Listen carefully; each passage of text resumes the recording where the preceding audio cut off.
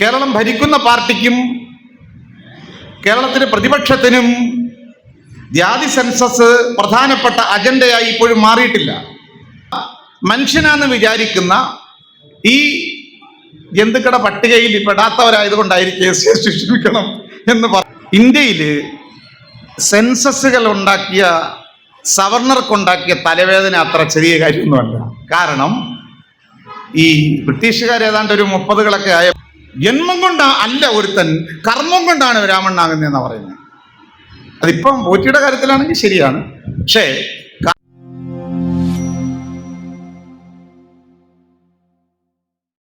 ELF അഥവാ equality liberty fraternity movement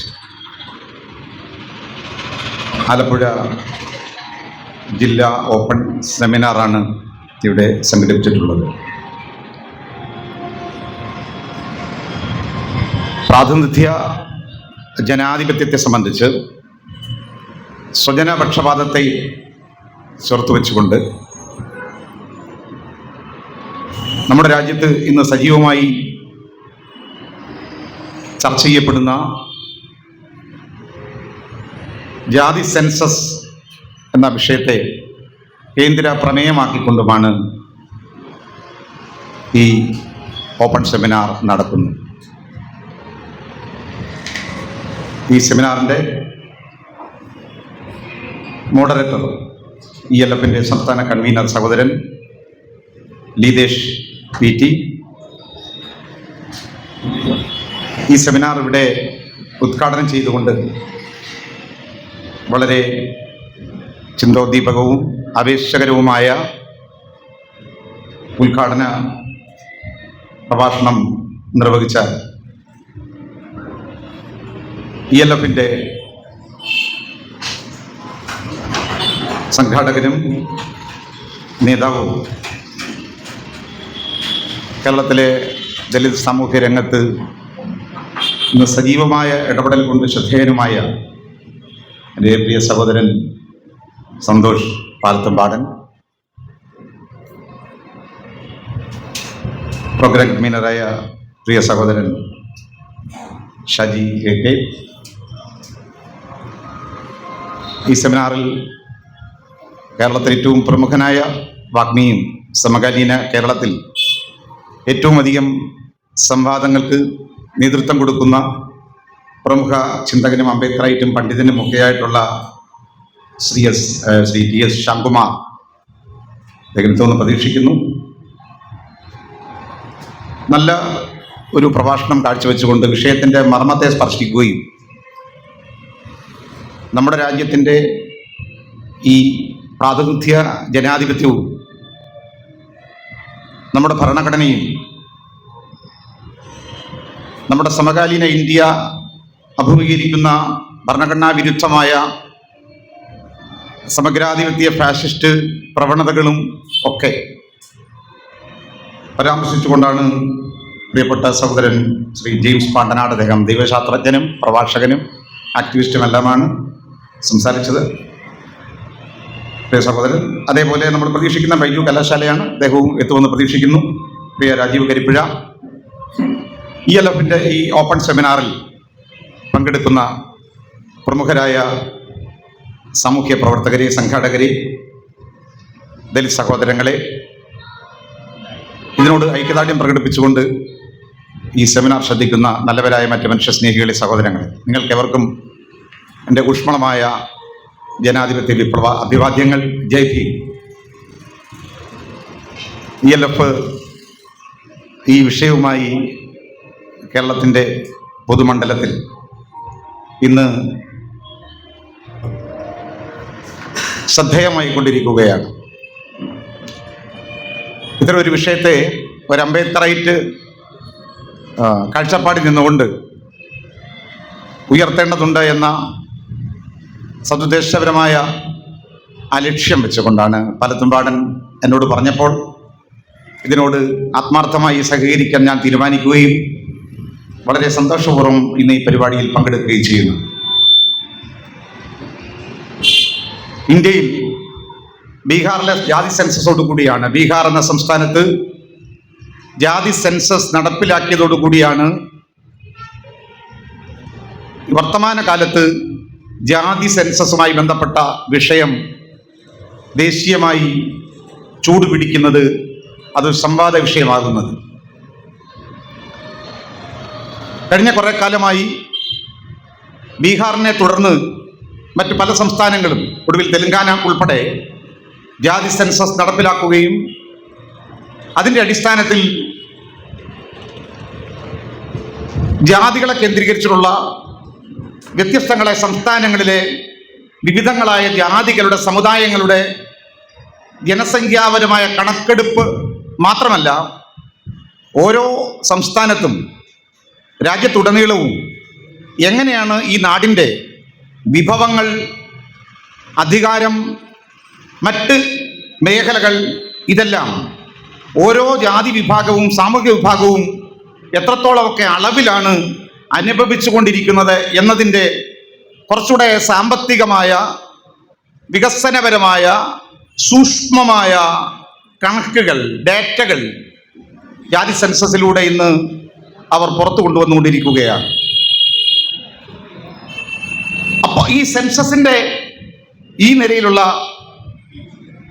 വെളിപ്പെടുത്തലുകൾ നമ്മുടെ നിലവിലുള്ള ഒരു സോഷ്യോ പൊളിറ്റിക്കൽ ഇക്വിലിബ്രിയത്തിൻ്റെ, ഒരു സാമൂഹ്യ രാഷ്ട്രീയ സമവാക്യങ്ങളിൽ വലിയ നിലയ്ക്കുള്ള പ്രത്യാഘാതങ്ങൾ ഉണ്ടാക്കുന്നുണ്ട്. പൊതുരാഷ്ട്രീയ മണ്ഡലത്തിൽ ഇടപെട്ടുകൊണ്ടിരിക്കുന്ന സാമൂഹ്യ നീതി നിഷേധിക്കപ്പെടുന്ന സമൂഹങ്ങളുടെ പുതിയ കാലത്തെ ഈ വിവരങ്ങളുടെ വെളിച്ചത്തിലുള്ള ബോധ്യങ്ങൾ അവരെ പല നിലയ്ക്കുമുള്ള രാഷ്ട്രീയമായ മുന്നേറ്റങ്ങളിലേക്ക് നയിക്കുകയും അത്തരത്തിലുള്ള മുദ്രാവാക്യങ്ങൾ ഉയർത്തപ്പെടുകയും ചെയ്യുന്ന ഒരു സാഹചര്യമാണ്. പക്ഷെ എന്തുകൊണ്ടോ ഇന്ത്യയിലെമ്പാടും ഈ വിഷയം ഏറ്റവും പ്രധാനപ്പെട്ട ഒരു ചൂടേറിയ സംവാദ വിഷയമായി മാറിയപ്പോഴും, വലിയ രാഷ്ട്രീയ പ്രത്യാഘാതമുള്ള ഒന്നായി ജാതി സെൻസസ് മാറിയപ്പോഴും, നമ്മുടെ കേരളം മാത്രം വളരെ ആസൂത്രിതമായ ഒരു മൗനമാണ് ഈ ജാതി സെൻസസുമായി ബന്ധപ്പെട്ട വിഷയത്തിൽ പാലിച്ചുകൊണ്ടിരിക്കുന്നത്. കേരളത്തിലെ മുഖ്യധാര പാർട്ടികൾക്ക് ജാതി സെൻസസ് ഒരു ചർച്ചാ വിഷയമല്ല. കേരളം ഭരിക്കുന്ന പാർട്ടിക്കും കേരളത്തിലെ പ്രതിപക്ഷത്തിനും ജാതി സെൻസസ് പ്രധാനപ്പെട്ട അജണ്ടയായി ഇപ്പോഴും മാറിയിട്ടില്ല. എന്നാൽ ഈ രണ്ട് മുന്നണികളും അംഗങ്ങളായിട്ടുള്ള ഇന്ത്യ മുന്നണി എന്ന് പറയുന്ന ദേശീയ അടിസ്ഥാനത്തിലുള്ള ഇന്ത്യ മുന്നണി, ആ മുന്നണിയെ നയിക്കുന്ന കോൺഗ്രസ്, ആ കോൺഗ്രസിന്റെ നേതൃത്വത്തിലുള്ള അതിൻ്റെ ദേശീയ അധ്യക്ഷ പദവിയിലിരിക്കുന്ന ദളിതനായ മല്ലികാർജുന ഖാർഗെ, അദ്ദേഹം പറയുന്നു ഇന്ത്യയിൽ ജാതി സെൻസസ് നടപ്പിലാക്കണമെന്ന്. അപ്പൊ ഇന്ത്യ മുന്നണിയുടെ നയമാണ് ജാതി സെൻസസ് നടപ്പിലാക്കണമെന്നത്. മറ്റൊന്ന്, ഇന്ത്യ മുന്നണിയുടെ മുൻനിര വക്താവായ, പ്രത്യേകിച്ചും ഇന്ത്യൻ പൊളിറ്റിക്സിൽ ഇന്ന് ദേശീയ തലത്തിൽ പ്രതിപക്ഷം എന്ന നിലയിൽ, പ്രതിപക്ഷ നേതാവ് എന്ന നിലയിൽ ശ്രദ്ധേയനായ ശ്രീ രാഹുൽ ഗാന്ധി ആവർത്തിച്ച് പറഞ്ഞ ഒരു നിലപാടാണ് ജാതി സെൻസസ് നടപ്പിലാക്കണമെന്നത്. CPM-ന്റെ ദേശീയ നേതൃത്വവും CPI-യുടെ ദേശീയ നേതൃത്വവും മറ്റ് ഒട്ടനവധി മതേതര പാർട്ടികളുടെ പ്രാദേശിക നേതൃത്വവും ഈ ജാതി സെൻസസ് നടപ്പിലാക്കണം എന്ന ഡിമാൻഡ് മുന്നോട്ട് വെച്ചിട്ടുണ്ട്. പക്ഷെ എന്തുകൊണ്ടാണ് ഇന്ത്യ മുന്നണിയിൽ അംഗങ്ങളായ കേരളത്തിലെ ഈ കോൺഗ്രസിന്, കേരളത്തിലെ CPM-ന്, കേരളത്തിലെ ഇടതുപക്ഷ പാർട്ടികൾക്ക്, മതേതര പാർട്ടികൾക്ക് ജാതി സെൻസസ് ഒരു അജണ്ടയാകാത്തത്? അതിൻ്റെ ഉത്തരം ഇവിടെ ഉദ്ഘാടന പ്രഭാഷകനുമൊക്കെ എന്താണ് അവർ നേരിടുന്ന പ്രശ്നം? കേരളത്തിൽ മാത്രം ഈ കണക്കെടുപ്പ് വേണ്ട. സമുദായങ്ങൾ തമ്മിലുള്ള അധികാരത്തിൻ്റെയും വിഭവങ്ങളുടെയും അസന്തുലിതമായ ഈ കേരളീയ യാഥാർത്ഥ്യങ്ങൾ, വികസനത്തിലുള്ള ഈ അസന്തുലിതാവസ്ഥ, ഡെവലപ്മെന്റൽ ഡിസ്പാരിറ്റീസ്, വികസനത്തിലെ ഈ അപര്യാപ്തതകളെ സംബന്ധിച്ച കണക്കുകൾ നമുക്കങ്ങ് മൂടിവെക്കാം, നമുക്ക് മറച്ചു വെക്കാം, അത് ചർച്ചയ്ക്കെടുക്കണ്ട എന്നത് ആരുടെ താല്പര്യമാണ്? ഒരു ജനാധിപത്യ ഗവൺമെന്റ്, ഡെമോക്രസിയിൽ വിശ്വസിക്കുന്ന ഒരു ഗവൺമെന്റിനെ സംബന്ധിച്ചിടത്തോളം ജനങ്ങൾക്ക് വേണ്ടി നീതി നിർവഹിക്കുക എന്നതും ജനങ്ങൾക്ക് വേണ്ടി ഭരണനിർവഹണം നടത്തുക എന്നതും അവരുടെ ഉത്തരവാദിത്തമാണെങ്കിൽ അത്തരം ഒരു ഭരണനിർവഹണത്തിന് ഭരിക്കപ്പെടുന്ന ജനങ്ങളുടെ സാമ്പത്തികവും സാമൂഹികവും രാഷ്ട്രീയവും ഒക്കെ ആയിട്ടുള്ള യാഥാർത്ഥ്യങ്ങൾ ആവശ്യമാണ്. ആ യാഥാർത്ഥ്യങ്ങളെ കണക്കിലെടുത്തുകൊണ്ട് മാത്രമേ സമൂഹത്തെ ശക്തീകരിക്കാനും സമൂഹത്തിൽ വിഭവങ്ങളെ വിതരണം ചെയ്യാനും സാധിക്കുകയുള്ളൂ. അത്തരം വിഭവ വിതരണത്തിന് നയങ്ങൾ ആവശ്യമാണ്, ഒരു പോളിസി ആവശ്യമാണ്. കാരണം ഭരണകൂടങ്ങൾ ജനങ്ങൾക്ക് വേണ്ടി ഭരണം നടപ്പിലാക്കുന്നത് നയങ്ങൾ രൂപീകരിച്ചുകൊണ്ടാണ്, നയരൂപീകരണം നടത്തിക്കൊണ്ടാണ്. ആ നയങ്ങളാണ് എങ്ങനെയാണ് നമ്മുടെ വിദ്യാഭ്യാസം, നമ്മുടെ ഭൂമി, മറ്റ് വിഭവങ്ങൾ, നമ്മുടെ മാർക്കറ്റ്, നമ്മുടെ ഇൻഡസ്ട്രി, ഇതെല്ലാം ഏത് തരത്തിലാണ് പുനഃക്രമീകരിക്കേണ്ടത്, അതിലൊക്കെയുള്ള പ്രാതിനിധ്യവും പങ്കാളിത്തവും എങ്ങനെയാണ് നീതിപൂർവമായി വിതരണം ചെയ്യേണ്ടത്, ഇതിന് കണക്കുകൾ ആവശ്യമാണ്. പക്ഷെ കേരളം പറയുന്നു അതൊന്നും നമുക്കിപ്പോ പരിശോധിക്കേണ്ടതില്ല. അപ്പൊ കേരളത്തെ സംബന്ധിച്ചിടത്തോളം ഭരണകൂടം ചെയ്യേണ്ട ഒരു ബാധ്യത അവർ നിർവഹിക്കാതെ ഒഴിഞ്ഞു മാറുമ്പോൾ സമാന്തരമായ മറ്റു ചില ഭരണകൂടങ്ങൾ കേരളത്തിലുണ്ട്. തിരുവനന്തപുരത്ത് സെക്രട്ടേറിയറ്റ് ഉള്ളപ്പോൾ തന്നെ ആ സെക്രട്ടേറിയറ്റ്, നിയമസഭ, അതിനെ നിയന്ത്രിക്കുന്ന മുഖ്യമന്ത്രിയും മറ്റ് ക്യാബിനറ്റ് പദവിയിൽ ഇരിക്കുന്നവരൊക്കെ എന്ത് ചെയ്യണം എന്ന് തീരുമാനിക്കുന്ന കുറച്ചുകൂടെ സൂപ്പർ പവർ നമ്മുടെ സെക്രട്ടേറിയറ്റിലല്ല, നിയമസഭയിലല്ല. അത് ചങ്ങനാശ്ശേരിയില്ല. അതുകൊണ്ടാണ് നമ്മൾ കരയോഗ സർക്കാർ എന്ന് പറയുന്നത്. ചങ്ങനാശ്ശേരിയിലെ തമ്പുരാൻ കൽപ്പിക്കാതെ അടിയാനായ മുഖ്യമന്ത്രി ഒന്നും ചെയ്യുകയില്ല എന്ന ഒരവസ്ഥയിലേക്കാണ് ഇന്ന് കേരളം മാറിയിരിക്കുന്നത്. ഒന്നാമതായി ചങ്ങനാശ്ശേരിയിലെ ബിഷപ്പ് എന്ന് പറഞ്ഞ പ്രശ്നമാവും ഇല്ലേ? ചങ്ങനാശ്ശേരിയിലെ പൂജാരി ഇല്ലേ, മുഖ്യ പൂജാരി, അദ്ദേഹം പറയണം. രണ്ടാമത് അരമനകളിലിരിക്കുന്ന കുറെ ആൾക്കാരുമുണ്ട്. കുഞ്ഞാടുകളെ തെളിച്ച് അരമനകളുടെ മുകളിൽ കയറി എളുപ്പമാണല്ലോ. നമ്മുടെ ജെയിംസിനൊക്കെ ഒരു പ്രശ്നം, ജെയിംസ് പ്രധാനൊക്കെ കുരിശിട്ടുകൊണ്ട് നടക്കുന്ന ആളല്ല അദ്ദേഹം. ഒരു സഭയുടെ അടയാളമായ കുരിശാണെങ്കിൽ ഒരു ദളിതൻ അത് പിന്നെ കെട്ടണമെങ്കിൽ ടൊയ്നൂലൊക്കെ മേടിക്കണ്ടേ? പണ്ടേ ഉള്ള നൂലിൻ്റെ അറ്റത്ത് കെട്ടിയവരൊക്കെയാണല്ലോ ഈ ബിഷപ്പുമാരൊക്കെ ആയിട്ട് അരമനകൾ വാഴുന്നത്. അതുകൊണ്ട് ഈ അരമനയിലിരിക്കുന്ന ആൾക്കാരുണ്ട്, പ്രമോശക്കാരൊന്നുമല്ല. അപ്പോൾ ഒന്ന് ചങ്ങനാശ്ശേരിയിലെ തിരുമേനി പറയണം, രണ്ട് അരമനകളിലെ അധ്യക്ഷന്മാർ, മേലധ്യക്ഷന്മാർ പറയണം. വേറെ ആരും പറയുന്നതൊന്നും അത്ര വലിയ പ്രശ്നമൊന്നുമല്ല കേരളത്തിന് എന്നതാണ്. അതുകൊണ്ട് ഈ രണ്ട് വിഭാഗങ്ങൾക്ക് ജാതി സെൻസസ് നടപ്പിലാക്കാൻ താല്പര്യമില്ല. ഏറ്റവും അധികം കേരളത്തിന്റെ രോഗം ജാതി എന്ന് പറയുന്നത് ഒരർത്ഥത്തിൽ നമ്മുടെ നാടിനെ കാർന്നു തിന്നുന്ന മഹാരോഗമാണ്. Caste is the cancer. നമ്മുടെ ജനാധിപത്യത്തെ കാർന്നു തിന്നുന്ന, നമ്മുടെ സാമൂഹ്യ ജീവിതത്തെ താറുമാറാക്കുന്ന, നമ്മുടെ മനുഷ്യബന്ധങ്ങളെ ശിഥിലമാക്കുന്ന, ഈ രാജ്യം അഭിമുഖീകരിക്കുന്ന ഏറ്റവും വലിയ മാരകമായ രോഗത്തിന്റെ പേരാണ് ജാതി എന്ന് പറയുന്നത്. അതിനെ ചികിത്സിക്കാതെ, ഈ രോഗത്തെ ചികിത്സിക്കാതെ, ജാതിയെ നശിപ്പിക്കാതെ നമ്മുടെ നാടിന് ജനാധിപത്യത്തിലേക്ക് സഞ്ചരിക്കാൻ സാധിക്കില്ല. അതുകൊണ്ടാണ് ബാബാ സാഹേബ് അംബേദ്കർ പറഞ്ഞത്, whichever the direction you turn, നിങ്ങൾ ഏത് ദിശയിലേക്ക് തിരിഞ്ഞാലും caste is the monster which cross your path, നിങ്ങളുടെ വഴിയിൽ ചാടി വീഴുന്ന ദുർഭൂതം ജാതിയാണ്. You cannot have economic reform, you cannot have social reform, you cannot have political reform unless you kill this monster of cast.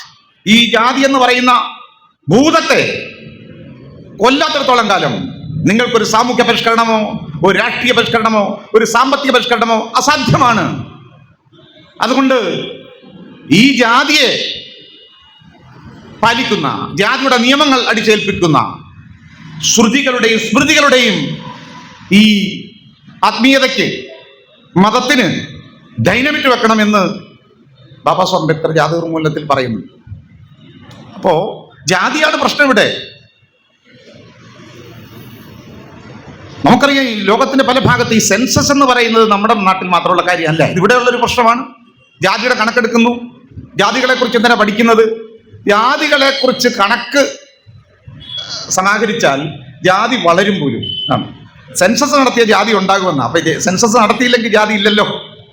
അപ്പൊ നാരായണ ഇയാൾ സുകുമാരൻ നായർ പറഞ്ഞത്, ജാതി സെൻസസ് നടന്നാൽ ജാതി ശക്തിപ്പെടും, ജാതി വ്യവസ്ഥ ശക്തിപ്പെടും. ജനങ്ങൾക്കിടയിൽ ഭയങ്കരമായ ഭിന്നതയുണ്ടാകും. ഇപ്പോൾ ഭയങ്കര ഐക്യമാണല്ലോ, വലിയ സാഹോദര്യമല്ലേ. ഇപ്പോൾ വലിയ ജാതി സെൻസസ് ഇതുവരെ നടക്കാത്തത് കൊണ്ട് ഇവിടെ വളരെ മനോഹരമാണ്, വലിയ സംഗതിയാണ്. ജാതി മാറി എല്ലാവരും ബുക്ക് സ്റ്റാളുകൾ ഏറ്റവും കൂടുതൽ വിറ്റഴിക്കുന്ന പുസ്തകങ്ങൾ, ഏറ്റവും അധികം വായിക്കുന്ന നോവലുകൾ, ഏറ്റവും അധികം എഴുതപ്പെടുന്നതും വായിക്കുന്നതും വിൽക്കപ്പെടുന്നതുമായ പ്രമേയങ്ങൾ പ്രണയ കഥകളാണ്. പ്രണയം അത്ര വലുതാണ്. ഷേക്സ്പിയറിന്റെ സാഹിത്യങ്ങളിലും എല്ലാം പ്രണയമാണ്.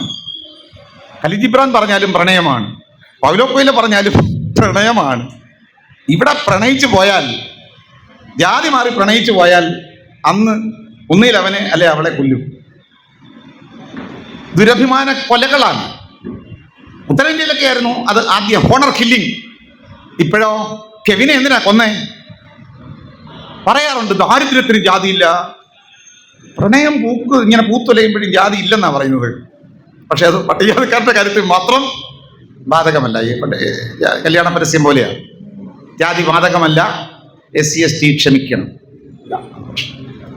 അപ്പൊ SC/ST ഏതിൽപ്പെട്ടതാണ്? മനുഷ്യർക്കാണ് ഈ പരസ്യം, മലയാളിക്കാണ് ഈ പരസ്യം. ജാതിയെ ബാധകമല്ല, കാസ്റ്റ് നോ ബാർ. SC/ST ക്ഷമിക്കണം. ഈ സംഗതി, ഈ പട്ടികയിലെ ഇത് പത്രം വായിക്കുന്ന മനുഷ്യനാണെന്ന് വിചാരിക്കുന്ന ഈ ജന്തുക്കളുടെ പട്ടികയിൽ പെടാത്തവരായതുകൊണ്ടായിരിക്കും SC/ST ക്ഷമിക്കണം എന്ന് പറയുന്നത്. ഇത് വേറെ കാറ്റഗറിയാണ്. മഞ്ചേരിയിലും അരീക്കോട് ദുരഭിമാന കലയുണ്ടായി. ഇപ്പോ അതിങ്ങനെ നടന്നു വരികയാണ്. അപ്പൊ ജാതിയാണ് ഇവിടുത്തെ യാഥാർത്ഥ്യം. ഞാൻ പറഞ്ഞു വന്നത്, സെൻസസ് എന്ന് പറയുന്നത് ലോകത്തെ എല്ലാ ആധുനിക പരിഷ്കൃത രാജ്യങ്ങളിലും ആ രാജ്യത്തെ ജനങ്ങളുടെ ജീവിതത്തെ മെച്ചപ്പെടുത്താൻ, അവരുടെ ജീവിത പുരോഗതി, ലൈഫ് സ്റ്റാൻഡേർഡ് ഉയർത്താൻ, അവർക്ക് വികസനം, ഡെവലപ്മെന്റ് കൊണ്ടുവരാൻ എല്ലാ രാജ്യങ്ങളും നടപ്പിലാക്കുന്ന പൊതുവായ ഒന്നാണ് ഈ സെൻസസ് എന്ന് പറയുന്നത്. ജനങ്ങളെക്കുറിച്ച് പഠിച്ച് ആ രാജ്യത്തെ വ്യത്യസ്ത മതങ്ങൾ, വ്യത്യസ്ത സമൂഹങ്ങൾ, വ്യത്യസ്ത നിലവാരങ്ങളിൽ ജീവിക്കുന്ന മനുഷ്യർ, അവരെ അറിയുമ്പോഴാണല്ലോ അവർക്ക് എന്തെങ്കിലും ചെയ്യാൻ പറ്റുക. അവരുടെ ആവശ്യങ്ങൾ അറിയേണ്ടതുണ്ട്, അവരുടെ പോരായ്മകൾ അറിയേണ്ടതുണ്ട്. അതുകൊണ്ട് ഐക്യരാഷ്ട്രസഭ പോലും ലോകരാഷ്ട്രങ്ങളോട് പറഞ്ഞിരിക്കുന്നത്, ഏറ്റവും ചുരുങ്ങിയത് 5 വർഷത്തിലൊരിക്കൽ അതാത് രാജ്യങ്ങളിലെ ജനങ്ങൾ എങ്ങനെ ജീവിക്കുന്നു, അവരുടെ വിദ്യാഭ്യാസം, അവരുടെ ആരോഗ്യം, അവരുടെ ജീവിത നിലവാരം, അവരുടെ കയ്യിലുള്ള വിഭവങ്ങൾ, മാർക്കറ്റിൽ മറ്റ് മേഖലകളിലുള്ള അവരുടെ ആസ്തി, ഇതെല്ലാം വളരെ കൃത്യമായി നിർണയിച്ചുകൊണ്ട് വികസന പദ്ധതികൾക്ക് രൂപം കൊടുക്കണം, വികസന നയങ്ങൾ ആവിഷ്കരിക്കണം എന്നത് ഐക്യരാഷ്ട്രസഭയുടെ ലോകരാഷ്ട്രങ്ങളോടുള്ള വളരെ കൃത്യമായ നിർദ്ദേശമാണ്. അതെല്ലാ രാജ്യങ്ങളും നടപ്പിലാക്കുന്നത്. പക്ഷെ അവിടൊക്കെ പ്രായമനുസരിച്ച് കണക്കുകൾ എടുക്കും.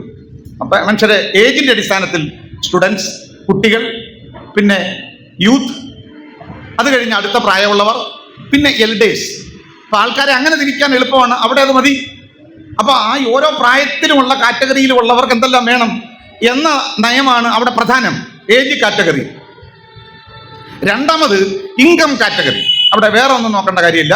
അവിടെ പ്രധാനമായി നോക്കുന്നത് ജനങ്ങളുടെ വരുമാനമാണ്. ആസ്തിയും വരുമാനവും നോക്കുന്നു. അതിന് ചില മാനദണ്ഡങ്ങൾ വെച്ചിട്ടുണ്ട്. ഇത്ര ശതമാനം വരുമാനമുള്ളവർ, ദാരിദ്ര്യം അനുഭവിക്കുന്നവർ, ദാരിദ്ര്യം അനുഭവിക്കുന്നില്ല എങ്കിൽ പോലും വികസനത്തിൽ പുറകോട്ട് നിൽക്കുന്നവർ, വേണ്ട നിലയിൽ നിലവാരമുള്ള വീടുകളില്ലാത്തവർ, അല്ലെങ്കിൽ സ്വന്തമായ ലാൻഡ് ഓണർഷിപ്പ് ഇല്ലാത്തവർ, ഇൻഡസ്ട്രിയിൽ ഷെയർ ഇല്ലാതെ, അങ്ങനെ തുടങ്ങിയ എക്കണോമിക് ഫാക്ടേഴ്സ്, സാമ്പത്തിക ഘടകങ്ങൾ വെച്ചുകൊണ്ടുള്ള ഇങ്ങനെയുള്ള വേർതിരിവുകളാണ്, അല്ലെങ്കിൽ ഇത്തരത്തിലുള്ള ഘടകങ്ങളാണ് അവിടെ പ്രധാനം. അവിടെയെങ്ങും ജാതി നടത്താം. അവിടെ സെൻസസ് വേണം, പക്ഷെ ജാതി സെൻസസ് വേണ്ട. എന്താ പ്രശ്നം? അവിടെ ജാതികളില്ല, അത്രയുള്ള കാര്യം. അവിടെ മനുഷ്യരേ ഉള്ളൂ. ലോകത്തിന്റെ പല രാജ്യങ്ങളിലും മനുഷ്യരുണ്ട്, ഹ്യൂമൻ ബീയിങ്സ് ആണ്. അതുകൊണ്ട് മനുഷ്യന് വേണ്ട കാര്യങ്ങളാണ് അവിടെ നോക്കേണ്ടത്. നമ്മുടെ നാട്ടിൽ മനുഷ്യരുണ്ടോ? അതാണ് ചോദ്യം. Do we have any human beings എന്ന ചോദ്യമാണ്. നമ്മുടെ നാട്ടിൽ ഈ മനുഷ്യരുണ്ടോ? മനുഷ്യരില്ലോ. ജെയിംസ് അത് പറയുന്നുണ്ട്. ചിലർ ആകാശത്തെ തൊട്ട് നിൽക്കുന്നവരാ. ഈ ഇപ്പൊ ഈ AI വന്നത് കഴിഞ്ഞപ്പോഴത്തേക്ക് നമുക്ക് ഭയങ്കര രസമാണല്ലോ. ഒരുപാട് കാര്യങ്ങളായി. ഈ സർക്കസുകളൊക്കെ ഏറ്റവും മോഡേൺ രീതിയിൽ ഇപ്പൊ കാണുന്നത് ഈ മൊബൈലിൽ AI വന്നപ്പോഴാണ്. അപ്പം കഴിഞ്ഞ ദിവസമൊക്കെ ഞാൻ കാണുന്നുണ്ട് ഒരു കുപ്പി, അതിൻ്റെ മണ്ണിൽ മറ്റൊരു കുപ്പി, അതിൻ്റെ മേളിൽ ഒരു കുപ്പി അങ്ങനെ വെച്ചിട്ട് അതിൻ്റെ മണ്ടയ്ക്ക് ഒരു കമ്പ് വെച്ചിട്ട് അതിൻ്റെ മുകളിൽ കയറുന്നുണ്ട്, അഭ്യാസം കാണിക്കുന്നു. ഒരു മനുഷ്യനെ പോലെയാണല്ലോ AI പ്രൊഡ്യൂസ് ചെയ്യുമ്പോഴേ. അപ്പോൾ AI നമ്മളങ്ങ് മറന്നാൽ നമ്മൾ വിചാരിക്കും അടുക്കി വെച്ചിരിക്കുന്ന ഇത്ര കുപ്പികളുടെ മുകളിൽ കയറി പിന്നെ ഒരു കമ്പും വെച്ചിട്ട് മുളയും വെച്ചിട്ട് അതിൻ്റെ മുകളിൽ കയറി ഇങ്ങനെ തലകുത്തി മറിയാൻ പറ്റുന്നത് എങ്ങനെയാണ്? AI ആണ്. ഈ AI ഒന്നും ഇല്ലാത്ത കാലത്താണ് ബ്രാഹ്മണൻ ഈ അഭ്യാസം ഉണ്ടാക്കിയത്. ജാതികളെ ഇങ്ങനെ വേലികീഴ് വെച്ച് സർക്കസ്, അതിലേറ്റവും മുകളിൽ ബ്രാഹ്മണൻ നടത്തുന്ന അഭ്യാസ പ്രകടനങ്ങൾ ഏറ്റവും മുകളിൽ നിന്നുകൊണ്ട് കാണിക്കുന്ന കാര്യങ്ങളാണ്. ഇതിനെ താഴെ ഇതെല്ലാം ചുമന്നുകൊണ്ട് ഈ ജാതികളുടെ 6000കണക്കിന് ജാതികളുടെ ഭാരം ചുമന്ന് നട്ടല്ലൊടിഞ്ഞ് കഴുത്തൊടിഞ്ഞ് തളർന്ന് താഴേറ്റം നിൽക്കുന്ന അടിസ്ഥാന ജാതികൾ. അവൻ്റെ കാല് ഭൂമിയിൽ, അവൻ്റെ താഴെ വേറെ ചവിട്ടാൻ ആരും ഇല്ലാത്തതുകൊണ്ട് ഭൂമിയിൽ ചവിട്ടി നിൽക്കുന്നവരാ. ആരെയും ചവിട്ടാൻ ആഗ്രഹിക്കുന്നതുമില്ല. താഴെ ഭൂമി മാത്രമാണ്. കാരണം അവൻ്റെതാണ് ഭൂമി എന്നതുകൊണ്ട് അവൻ്റെ കാൽ ആ ഭൂമിയിലാണ്. നമ്മുടെ അവസ്ഥ അതാണ്, ദളിതം. മറ്റവർ അങ്ങനെയല്ല. അവർ ഈ ഭൂമിക്കും ആകാശത്തിനും ഇടയിൽ ആൾക്കാർ ഇങ്ങനെ നിൽക്കുന്നത്. അതാണ് അദ്ദേഹം പറഞ്ഞ ഈ മേലുകീഴ് സംഗതി. അപ്പം ഞാൻ പറയുന്നത്, ഇവിടെ നമുക്ക് മനുഷ്യരില്ല. We have only caste beings. ജാതി ജീവികളെ നമുക്കുള്ളൂ, മനുഷ്യജീവികളില്ല. അപ്പം ജാതി ജീവികൾ മാത്രമുള്ള ഒരു നാട്ടിൽ ജാതികളെ കൈകാര്യം ചെയ്യാതെ, ജാതികളെ പഠിക്കാതെ, ജാതിയെ കൈകാര്യം ചെയ്യാതെ എങ്ങനെയാണ് നമുക്ക് മുന്നോട്ട് പോകാൻ പറ്റുക? അതുകൊണ്ടാണ് ജാതിയെ നിർണയിച്ചേ പറ്റുകയുള്ളൂ. ഇവിടെ ജാതിയുടെ കണക്കെടുക്കേണ്ടി വരുന്നത്. മറ്റേത് കണക്കിനേക്കാളും പ്രധാനമാണ് നമ്മുടെ നാട്ടിൽ ജാതിയുടെ കണക്ക്. അതിപ്പം നമ്മൾ പറഞ്ഞ കാര്യമാണോ? ജാതികളുടെ കണക്കൊക്കെ എടുക്കണമെന്ന് ബ്രിട്ടീഷുകാർക്ക് തോന്നിയില്ലേ കൊളോണിയൽ? കാരണം അവർ വന്നപ്പോൾ കാണുന്നത് ഈ ഇത്തരത്തിലുള്ള ജാതികളാണല്ലോ. ജാതിയുടെ പേരിലുള്ള കാര്യങ്ങളാണ് ബ്രിട്ടീഷുകാർ, കൊളോണിയൽ വിദേശികൾ വരുമ്പോഴെല്ലാം ഇവിടെ കാണുന്നത് വേറെ ഒന്നുമല്ല. ഈ ബ്രാഹ്മണ മേധാവിത്വവും സവർണ മേധാവിത്വവും ജാതി വ്യവസ്ഥയും ഐത്വവും ഒക്കെയാണ് ഇന്ത്യയിൽ അവർ കണ്ടത്. അതുകൊണ്ട് ബ്രിട്ടീഷ് കാലഘട്ടത്തിലെ സെൻസസ് ആരംഭിച്ചു. അതുകൊണ്ട് സെൻസസ് ഇന്ത്യൻ പശ്ചാത്തലത്തിൽ അത് ജാതി സെൻസസ് ആകും. അത് ചെയ്തേ പറ്റുകയുള്ളൂ. അത് പുതിയ കാര്യമല്ല. അതുകൊണ്ടാണ് 31 വരെ ബ്രിട്ടീഷ് ഭരണകാലത്ത് കൊളോണിയൽ ഭരണത്തിൽ സെൻസസുകൾ വളരെ കൃത്യമായി അവർ നിർണയിച്ചു പോകുന്നത്. കാരണം ഇന്ത്യയിൽ മാറ്റം ഉണ്ടാക്കാൻ അത് ആവശ്യമായിരുന്നു. ഈ സെൻസസുകൾ ഉണ്ടാക്കിയ ഒരു പ്രശ്നം, ഓർത്തെടുക്കുമ്പോൾ ചരിത്രത്തിൽ സെൻസസിനോട് അഥവാ ഈ കണക്കെടുപ്പിനോട്, പ്രത്യേകിച്ച് ജാതിയെക്കുറിച്ചൊക്കെയുള്ള കണക്കെടുപ്പുകളോട് എന്നും ഈ രാജ്യത്തെ വരേണ്യരായ ബ്രാഹ്മണ സവർണർക്കൊരു ഭയമാണ്. അവർക്ക് കണക്കെന്ന് പറഞ്ഞാൽ പേടിയാണ്. ഏറ്റവും പുതിയ കണക്കെന്ന് പറയുന്നത് എത്ര പാളി മോട്ടിച്ചുകൊണ്ട് പോയെന്ന് അതിൻ്റെ കണക്കും ഭയമാണ്. ആണല്ലോ പരിപാടി. ഷിയോയിലോട്ടൊന്നും കയറി പണിയെടുക്കാൻ പറ്റിയതൊക്കെ പാടില്ല, വേണ്ട, അത് വേറെ കാര്യം. അതിപ്പോൾ ഈ മോഷണമൊന്നും പറ്റിയ പണിയല്ലാത്തതുകൊണ്ടായിരിക്കാം. പൂജാരിയാവുക എന്നൊക്കെ പറയുന്ന പല കാര്യങ്ങളും പഠിക്കണം. അറിയാമല്ലോ ശബരിമല മേൽശാന്തിയുടെ ഒക്കെ പണി എന്തായിരുന്നു എന്നുള്ളത്. അപ്പോൾ ഇത് ദളിതന് പറ്റിയ പണിയല്ല എന്നുള്ളതാണ്. അത് ഞങ്ങൾക്ക് മാത്രമേ ഇതൊക്കെ പറ്റൂ എന്നുള്ളതുകൊണ്ടാണ് അത് ബ്രാഹ്മിൺസിന് മാത്രമാക്കി വെച്ചിരിക്കുന്നത് എന്ന് തോന്നും. ഇപ്പോൾ പോറ്റിയുടെ കാര്യം കണ്ടില്ലേ? അപ്പോൾ മോഷ്ടിക്കാം, പക്ഷെ കണക്കെടുക്കരുത്. സ്വർണത്തിന് വലിയ വിലയല്ലേ ഇപ്പോൾ. അതുകൊണ്ട് എത്ര സ്വർണം മോഷ്ടിച്ചു എന്നും ആരൊക്കെ മോഷ്ടിച്ചു എന്നുള്ള കണക്ക് മാത്രം പുറത്തു വരണ്ട. സെൻസസിനെ കുറിച്ചുള്ള അതേ മനോഭാവമാണ് ഇപ്പം ഈ പോറ്റിയുടെ കാര്യത്തിൽ നമ്മുടെ പോലീസിനും മറ്റ് സംവിധാനങ്ങൾക്കും എല്ലാം ഉള്ളത്. പാവപ്പെട്ട ബിന്ദുവായിരുന്നെങ്കിലോ മോഷ്ടിക്കണ്ട, എന്നാലും അവിടെ പേരിൽ വലിയ അന്വേഷണങ്ങളും ഭയങ്കരമായ നടപടികളും ഇതൊക്കെയാണ് സംഗതി. മധുവാണെങ്കിൽ എന്തോ മോഷ്ടിച്ച്, സ്വർണം മോഷ്ടിച്ചവന്, ഇത്രയും കട്ടുമുട്ടിച്ചവന്, കോടികൾ മോഷ്ടിച്ച് നാട് കടത്തിയവന് ഭയങ്കരമായ സംരക്ഷണം, ആഹാരം മോഷ്ടിച്ചവന് മരണം, ശിക്ഷ കൊടുക്കുകയാണ്. എന്താണെങ്കിലും സെൻസസിൻ്റെ കാര്യത്തിൽ നമുക്ക് തിരിച്ചു വരാം. ഈ സെൻസസിനെ സംബന്ധിച്ചൊരു പ്രശ്നം, ഇന്ത്യയിൽ സെൻസസുകൾ ഉണ്ടാക്കിയ സവർണർക്കുണ്ടാക്കിയ തലവേദന അത്ര ചെറിയ കാര്യമൊന്നുമല്ല.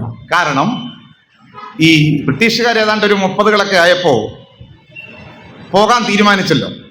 അത് ഇന്ത്യയിൽ നിന്ന് മാത്രമല്ല, ലോകം അടക്കി ഭരിച്ച കൊളോണിയൽ ഭരണാധികാരികൾ ഏതാണ്ട് 1920കൾ 30കളിലേക്കൊക്കെ വന്നപ്പോൾ 100, 150, 200 കൊല്ലക്കാലമൊക്കെ അതാത് രാജ്യങ്ങളെ കൈയടക്കി ഭരിച്ച് അവരുടെ വിഭവങ്ങളെല്ലാം എടുത്ത് കവർന്ന് കൊണ്ടുപോയി ആ ജനങ്ങളെല്ലാം കൊള്ളയടിച്ച് ആ സമ്പത്തെല്ലാം അങ്ങ് ബ്രിട്ടനിലേക്ക് ചെന്ന് കഴിഞ്ഞപ്പോൾ കിട്ടാനുള്ളതെല്ലാം കിട്ടിക്കഴിഞ്ഞ് പിന്നെ ഭരണം ഈ കൊളോണിയൽ രാജ്യങ്ങളുടെ പേരിൽ നിലനിർത്തുക എന്ന് പറയുന്നത് വലിയ തലവേദനയായ ഒരു കാലമാണ് ഈ 30കൾ എന്നൊക്കെ പറയുന്നത്.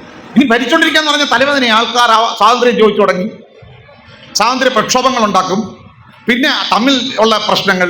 അതുകൊണ്ട് ഒരു സമരവുമില്ലാതെ തന്നെ രാജ്യങ്ങളിൽ നിന്നൊക്കെ വിട്ടൊഴിഞ്ഞു പോകാൻ ബ്രിട്ടൻ തീരുമാനിച്ച ഡീകോളനൈസേഷൻ്റെ ഒരു കാലമാണ്. അത് എങ്ങനെയും ഒന്ന് പോയാൽ മതി എന്നുള്ളതാണ്. കാരണം എല്ലാവരും എടുത്തു കഴിഞ്ഞിരിക്കുന്നു.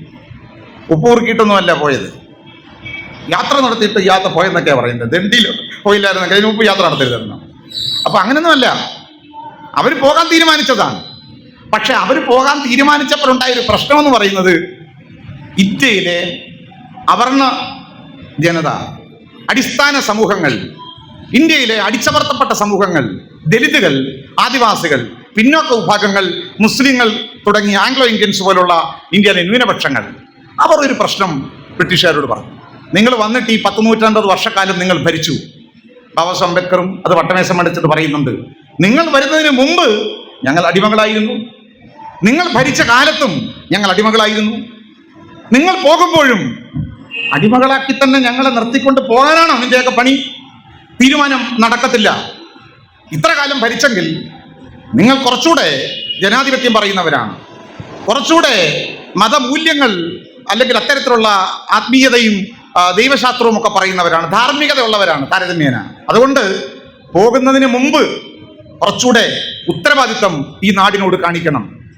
അതുകൊണ്ട് സ്വാതന്ത്ര്യമല്ല പ്രശ്നം, നിങ്ങൾക്കൊക്കെ എപ്പോൾ വേണമെങ്കിൽ പോകാം. പക്ഷെ ഈ സമൂഹത്തെ, രാജ്യത്തെ മഹാഭൂരിപക്ഷം വരെ ജനങ്ങളെ അടിമത്തത്തിലും അജ്ഞതയിലും അന്ധകാരത്തിലും അസമത്വത്തിലും തള്ളിയിട്ട് നിങ്ങൾക്ക് എങ്ങനെയാണ് പോകാൻ കഴിയുക എന്ന പ്രശ്നമാണ്. ഈ പ്രശ്നമാണ് ഇന്ത്യയുടെ സ്വാതന്ത്ര്യം തൽക്കാലം പ്രതിസന്ധിയിലാക്കിയ ഏറ്റവും വലിയ പ്രശ്നം എന്ന് പറയുന്നത്. ഇന്ത്യയുടെ സ്വതന്ത്ര ഇന്ത്യയിൽ ബ്രിട്ടീഷുകാർ പോയാൽ ഇന്ത്യയുടെ ഭരണം ആർക്ക് ലഭിക്കും? ആര് ഭരിക്കും? ആരുടെ കരങ്ങളിലേക്ക് ഇന്ത്യ കൊടുത്തിട്ട് നിങ്ങൾ പോകും? അതാ പ്രശ്നം. നിങ്ങളെപ്പോലെ വലിഞ്ഞു കയറി മുമ്പേ വന്നവന്റെ കയ്യിൽ കൊടുത്തിട്ട് പോകാനാണോ തീരുമാനം എന്നതാണ് പറയാതെ പറയുന്നത്. മുഗളന്മാര് വന്നു, അവർ പോയി. ബ്രിട്ടീഷുകാർ നിങ്ങൾ വന്നു, നിങ്ങൾ പോകാൻ തുടങ്ങുന്നു. നിങ്ങൾ രണ്ടു കൂട്ടരും വരുന്നതിന് മുമ്പേ വലിഞ്ഞു കയറി വന്നവന്റെ കയ്യിൽ കൊടുത്തിട്ട് പോകാനാണോ? നടക്കത്തില്ല.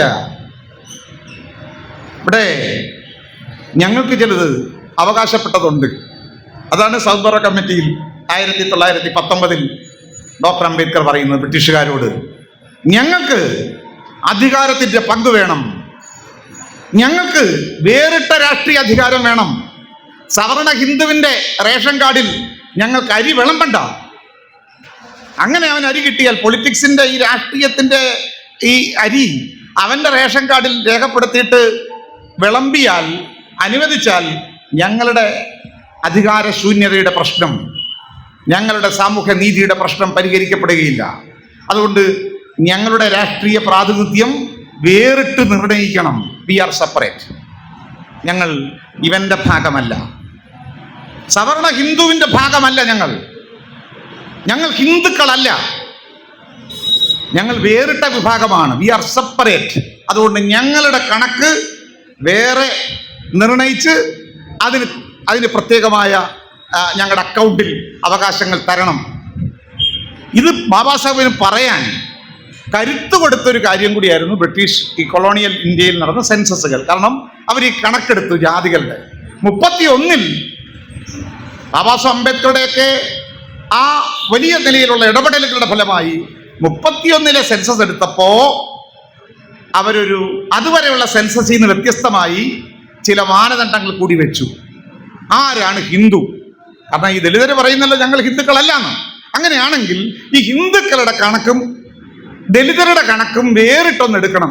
അതുകൊണ്ട് ആരാണ് ഹിന്ദു എന്നതിന് ഒരു മാനദണ്ഡം, 10 മാനദണ്ഡങ്ങൾ വെച്ചു. ഞാൻ 10 പറയുന്നില്ല. അതിൽ ഒന്നാമത്തെ ഒരു കാര്യം, ബ്രാഹ്മണനെ പുരോഹിതനായി അംഗീകരിക്കുകയും അവന്റെ വിശ്വാസങ്ങളെ പിന്തുടരുകയും ചെയ്യുന്നവർ അവർ ഹിന്ദുക്കളായിരിക്കും. നേരെ മറിച്ച് ബ്രാഹ്മണനെ പുരോഹിതനായിട്ട് അംഗീകരിക്കാത്തവർ ഹിന്ദുക്കളായിരിക്കില്ല. ബ്രാഹ്മണികമായ വേദങ്ങളും ഇതിഹാസങ്ങളും വിശ്വാസങ്ങളും വെച്ചു പുലർത്തുകയോ അതിനെ ആരാധിക്കുകയോ പിന്തുടരുകയോ ചെയ്യുന്നവർ ഹിന്ദുക്കളായിരിക്കും, അതിനെ നിഷേധിക്കുന്നവർ ഹിന്ദുക്കളായിരിക്കില്ല. ഇപ്പം ഈ മാനദണ്ഡങ്ങൾ 10 വെച്ചപ്പോൾ ഇന്ത്യയിലെ ദലിതർ ബ്രാഹ്മണ പൗരോഹിത്യം അംഗീകരിക്കുന്നില്ല. ബ്രാഹ്മണനെ അവരെ അംഗീകരിക്കുന്നില്ല, ബ്രാഹ്മണനോട്ട് നമ്മളും അംഗീകരിക്കുന്നില്ല. അതാ വേറൊരു കാര്യം. കാരണം ബ്രാഹ്മണൻ പറഞ്ഞത് ബ്രഹ്മാവിന്റെ മുഖത്തുനിന്ന്, അറിയാമല്ലോ, എല്ലാവർക്കും അറിയാവുന്ന കാര്യമാണ്. ബ്രാഹ്മണൻ, ക്ഷത്രിയൻ, വൈശ്യൻ, ശൂദ്രൻ, നാലാ വർണ്ണം. ഇത് ഒന്നിച്ചുള്ളതായതുകൊണ്ട് എളുപ്പമാണ് മടക്കി വെക്കാൻ. പക്ഷെ ഇത് ചേരത്തില്ല. അഞ്ചാമത്തെ ഈ സാധനം പഞ്ചവൻ താഴോട്ടാണ് നിൽക്കുന്നത്. ഇതിങ്ങനെ എവിടുന്നോ വന്നവരങ്ങ് പോകേണ്ടവരോ. പക്ഷെ നമ്മൾ ഭൂമിയിലാണ്, പഞ്ചവർ. അതുകൊണ്ട് ഈ അഞ്ചാം ജാതിക്കാരനെ ബാബാസോ പറയുന്ന ഔട്ട് കാസ്റ്റ്, ജാതിക്ക് പുറത്തുള്ളവരാണ്. നമുക്ക് ജാതി ഉണ്ടോ എന്ന് ചോദിച്ചാൽ അവനെ പോലുള്ള ജാതി നമുക്കില്ല. അത് വേറൊരു കാര്യം. അതുകൊണ്ട് ബ്രഹ്മാവ് ഒരു പുരുഷനാണ്. പുരുഷന്മാര് സൃഷ്ടി നടത്തി എന്ന് പറയുന്നത് ഒരു മഹാത്ഭുതമാണ്. സൃഷ്ടിയും പ്രസവവും ഒക്കെ നടത്തുന്നത് സാധാരണ പെണ്ണുങ്ങൾ അല്ലെങ്കിൽ സ്ത്രീകളാണ്. പക്ഷെ ബ്രാഹ്മണന്റെ മാത്രം ജനനത്തിന് ആധാരമായത് അവൻ്റെ ബ്രഹ്മാവ് എന്ന് പറയുന്ന ഈ അപ്പൻ പുരുഷനാണ്. അയാളുടെ വേണ്ടാത്ത അവയവങ്ങളിൽ നിന്നൊക്കെ വന്നവരാണ് വലിയവരെന്ന് പറയുന്ന ഒരു അന്ധവിശ്വാസമാണ് നമ്മുടെ നാട്ടിലുള്ളത്. നേരെ ചൊവ്വേ ജനിക്കേണ്ടടുത്തു നിന്നും വരേണ്ടടുത്തു നിന്നും വന്നവരായ ദലിതർ മോശക്കാരാണെന്ന് പറഞ്ഞു. അതാണ് പ്രശ്നം. അതാണ് നമ്മളെ പ്രശ്നം. നമ്മൾ എവിടെ നിന്നാണോ മനുഷ്യൻ ലോകത്ത് ഒക്കെ ജനിച്ചത്, അവിടുന്ന് ജനിച്ചവർ ദലിതർ മാത്രമാണ്. ദലിതരല്ലാത്ത, പ്രത്യേകിച്ച് അവർണരല്ലാത്ത, ദലിതരെന്ന് മാത്രം ഞാൻ പറയുന്നില്ല, അവർണരല്ലാത്തവരൊക്കെ ഈ പറയുന്ന പുരുഷന്റെ അവയവങ്ങളിൽ നിന്ന് വന്നവരാ. അതൊക്കെ പ്രകൃതി വിരുദ്ധമായി വന്നവരാ അല്ലേ? RSS ഇപ്പം അതല്ലേ ചെയ്യുന്നത്, പ്രകൃതി വിരുദ്ധം എന്നൊക്കെ പറയുന്നത്. ഇപ്പോൾ ഒരു പയ്യൻ മരിച്ചല്ലോ, അപ്പൊ ഇതാണ് അവരുടെ പണി. അപ്പൊ അങ്ങനെ വരുന്നവരാ. ബ്രഹ്മാവിന്റെ ജോലി അതായിരുന്നു. അപ്പോ എന്താണെങ്കിലും ബ്രിട്ടീഷ് സെൻസസിൽ അവർ ഈ ദലിതരെ വേറിട്ട് രേഖപ്പെടുത്തി.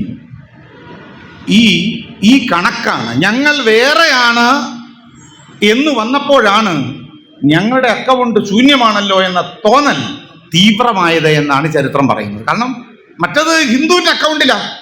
ഹിന്ദുവിൻ്റെ അക്കൗണ്ടിലുള്ളപ്പോ ഇതൊന്നും നമുക്ക് അവകാശമല്ല, ദൈവം പറഞ്ഞിട്ടുള്ള കാര്യമല്ലല്ലോ. ചതുർവർണ്ണ്യം സിദ്ധം ഗുണകർമ്മ വിഭാഗശ അല്ലേ? ഗുണവും കർമ്മവും നോക്കിയിട്ടല്ലേ ബ്രാഹ്മണനാവുന്നത്. എന്തോ കർമ്മം? ഗുണവും കർമ്മവും നോക്കിയിട്ടല്ലേ ബ്രാഹ്മണനാകുന്നത്, പൂജാരിയാകുന്നത്. അറിയാമല്ലോ, കർമ്മം ഇപ്പം അറിയാമല്ലോ, ഗുണം അറിയാമല്ലോ. സംഗതി പോറ്റിയുടെ ഗുണമാണ്, അതാണ് കാര്യം.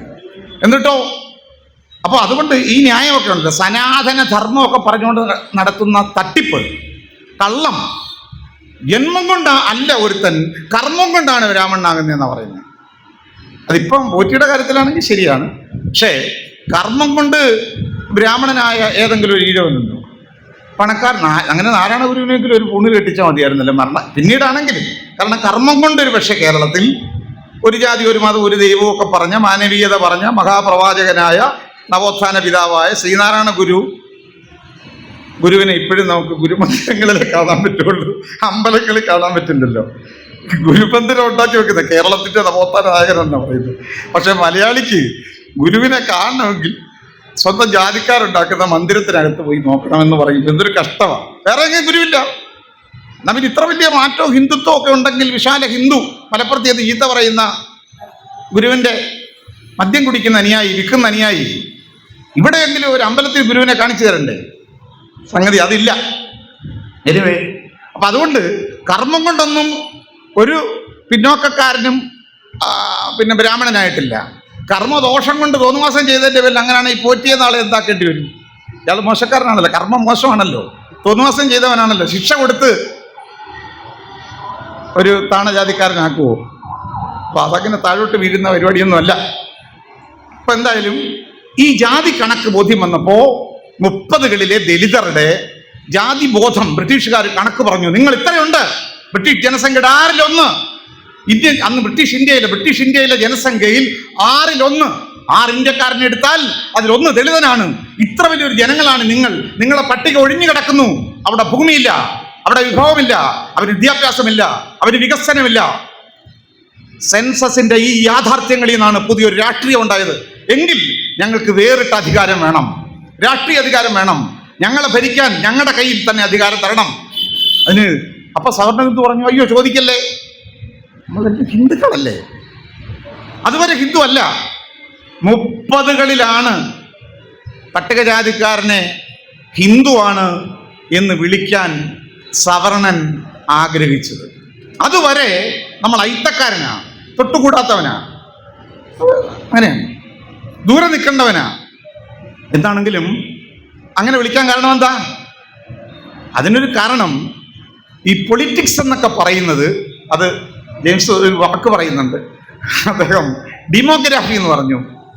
നമ്മുടെ നാട്ടിൽ ഏറ്റവും പ്രാധാന്യം, ഡെമോക്രസിയേക്കാൾ പ്രധാനപ്പെട്ട ഒരു വാക്കാണ് ഡെമോഗ്രാഫി എന്ന് പറയുന്നത്. അപ്പൊ ഈ ഡെമോഗ്രാഫിയും ഡെമോക്രസിയും തമ്മിൽ ഒരു വലിയ ബന്ധമുണ്ട് ചരിത്രത്തിൽ. അധികാരം തീരുമാനിക്കുന്നത് ജനത്തിന്റെ എണ്ണമാണ്, ആളെണ്ണമാണ് അധികാരികളെ തീരുമാനിക്കുന്നതെന്നാണ് പാർലമെന്ററി ജനാധിപത്യത്തിന്റെ ഒരു സമവാക്യം എന്ന് പറയുന്നത്. അപ്പോ ബ്രിട്ടീഷുകാർ പോകും എന്ന് ഉറപ്പായി. വട്ടമേശ സമ്മേളനമൊക്കെ കഴിഞ്ഞു അല്ലെ, സൈമൺ കമ്മീഷൻ, വട്ടമേശ സമ്മേളനം, ക്യാബിനറ്റ് മിഷനിലേക്കൊക്കെ അങ്ങനെ പോകാന്നുള്ള ആ കാലഘട്ടമാണ്. ബ്രിട്ടീഷുകാർ പോകുമെന്ന് തീരുമാനിച്ചല്ലോ, അതുകൊണ്ടാണല്ലോ വട്ടമേശ സമ്മേളനം നടക്കുന്നത്. ഞങ്ങൾ പോവുക, എന്നാൽ ഈ തലവേദന പരിഹരിച്ചിട്ട് പോകാം. എന്താ തലവേദന? കമ്മ്യൂണൽ ഡെഡ് ലോക്ക് എന്ന് അംബേദ്കർ വിളിച്ചത്. കമ്മ്യൂണൽ ഡെഡ് ലോക്ക്, സാമുദായിക പ്രതിസന്ധി പരിഹരിക്കാതെ സ്വാതന്ത്ര്യ പ്രഖ്യാപനം അസാധ്യമാണ്. ഇന്ത്യയുടെ അധികാരം ആർക്കൊക്കെ എന്ന് തീരുമാനിക്കണം. ജനസംഖ്യാനുപാതികമായി രാജ്യത്തിന്റെ അധികാരം ദളിതന്, ആദിവാസിക്ക്, പിന്നോക്ക വിഭാഗങ്ങൾക്ക്, ന്യൂനപക്ഷങ്ങൾക്ക്, മുസ്ലിങ്ങൾക്ക് അത് വളരെ കൃത്യമായി നിർവചിച്ചിട്ട് മാത്രമേ പോകാൻ പറ്റുകയുള്ളൂ. ഇല്ലെങ്കിൽ ഞങ്ങൾ വിടില്ല. ഇതാ വട്ടമേശ സമിതി എന്നൊന്ന് പറഞ്ഞത്. അങ്ങനെ പോകാനങ്ങ് വരട്ടെ. പ്രതിസന്ധിയായി പരിഹരിക്കണം. അതിനാണ് മൈനോറിറ്റി സബ് കമ്മിറ്റി ഉണ്ടാക്കി. ചരിത്രത്തിലേക്ക് പോയാൽ നമുക്ക് എങ്ങും എത്താൻ പറ്റില്ല, അവിടെ ഞാനൊന്നും പോകുന്നില്ല. എന്തായാലും കമ്മ്യൂണൽ അവാർഡ് ഉണ്ടായി. ബ്രിട്ടീഷുകാരൻ ദളിതന് പ്രത്യേകം നമ്മുടെ അക്കൗണ്ടിൽ തന്നെ നമ്മുടെ പ്രതിനിധികളെ തെരഞ്ഞെടുക്കാനുള്ള വേറിട്ട വോട്ടാവകാശം, സെപ്പറേറ്റ് ഇലക്ടറേറ്റ് ബ്രിട്ടീഷുകാർ പ്രഖ്യാപിച്ചതാണല്ലോ കമ്മ്യൂണൽ അവാർഡ്. 1932 ഓഗസ്റ്റ് മാസം 17-ാം തീയതി ബ്രിട്ടീഷ് പ്രധാനമന്ത്രി രാജ്സെ മക്ഡൊണാൾഡിന്റെ പ്രഖ്യാപനമാണ്. രക്തം ചീന്താതെ ലോക ചരിത്രത്തിൽ ഒരു ജനതയ്ക്ക് അവകാശങ്ങൾ നേടിയെടുത്ത ഏറ്റവും വലിയ വിപ്ലവമാണ്, രക്തരഹിതമായ വിപ്ലവമാണ് ബാബാ സാഹേബ് അംബേദ്കർ നിർവഹിച്ചത്. പ്രത്യേക അധികാരം, സ്വന്തം പ്രതിനിധികളെ സ്വയം തിരഞ്ഞെടുക്കാനുള്ള രാഷ്ട്രീയ സ്വാതന്ത്ര്യം ലോകത്തിന്റെ പല ഭാഗത്തും ഇന്നും അടിച്ചമർത്തപ്പെട്ട സമൂഹങ്ങൾക്ക് ഇല്ലാത്ത ഒരു കാലത്ത് 30-ൽ ബാബാ സാഹേബ് അംബേദ്കർ അത് വാങ്ങിയെടുക്കുകയാണ് ബ്രിട്ടീഷ് പാർലമെന്റിൽ നിന്ന്. അത് വന്നിരുന്നെങ്കിൽ ഏറ്റവും ചുരുങ്ങിയത് ഇന്ന് എന്ത് സംഭവിക്കുമായിരുന്നു എന്ന് ആലോചിച്ചാൽ മതി. 2 വോട്ടാണ് ദളിതർക്ക്. ഒന്ന്, ദളിതനെ തിരഞ്ഞെടുക്കാൻ ഒരു സവർണന്റെ വോട്ട് വേണ്ട, ഒരു ബ്രാഹ്മണന്റെ വോട്ട് വേണ്ട, ഞങ്ങളുടെ പ്രതിനിധികളെ ഞങ്ങൾ തന്നെ തിരഞ്ഞെടുക്കും. നേരെ മറിച്ച് നീ ജയിക്കണമെങ്കിലോ എൻ്റെ വോട്ട് വേണം, സവർണൻ ജയിക്കണമെങ്കിൽ ദളിതന്റെ വോട്ട് വേണം. അപ്പൊ ദളിതന്റെ വോട്ട് ചോദിച്ച് എല്ലാ സവർണനും തെരഞ്ഞെടുപ്പിൽ നമ്മുടെ കുടിലുകളിലേക്ക് വരണം, തൊഴണം, ചിരിക്കണം, അപേക്ഷിക്കണം. എന്നാൽ നമുക്ക് വോട്ട് ചോദിച്ച് അവന്റെ മുമ്പിലേക്ക് പോകണ്ട. എത്ര വലിയ റവല്യൂഷനാണ് ബാബാ സാഹേബ് അംബേദ്കർ നേടിയെടുത്തത്.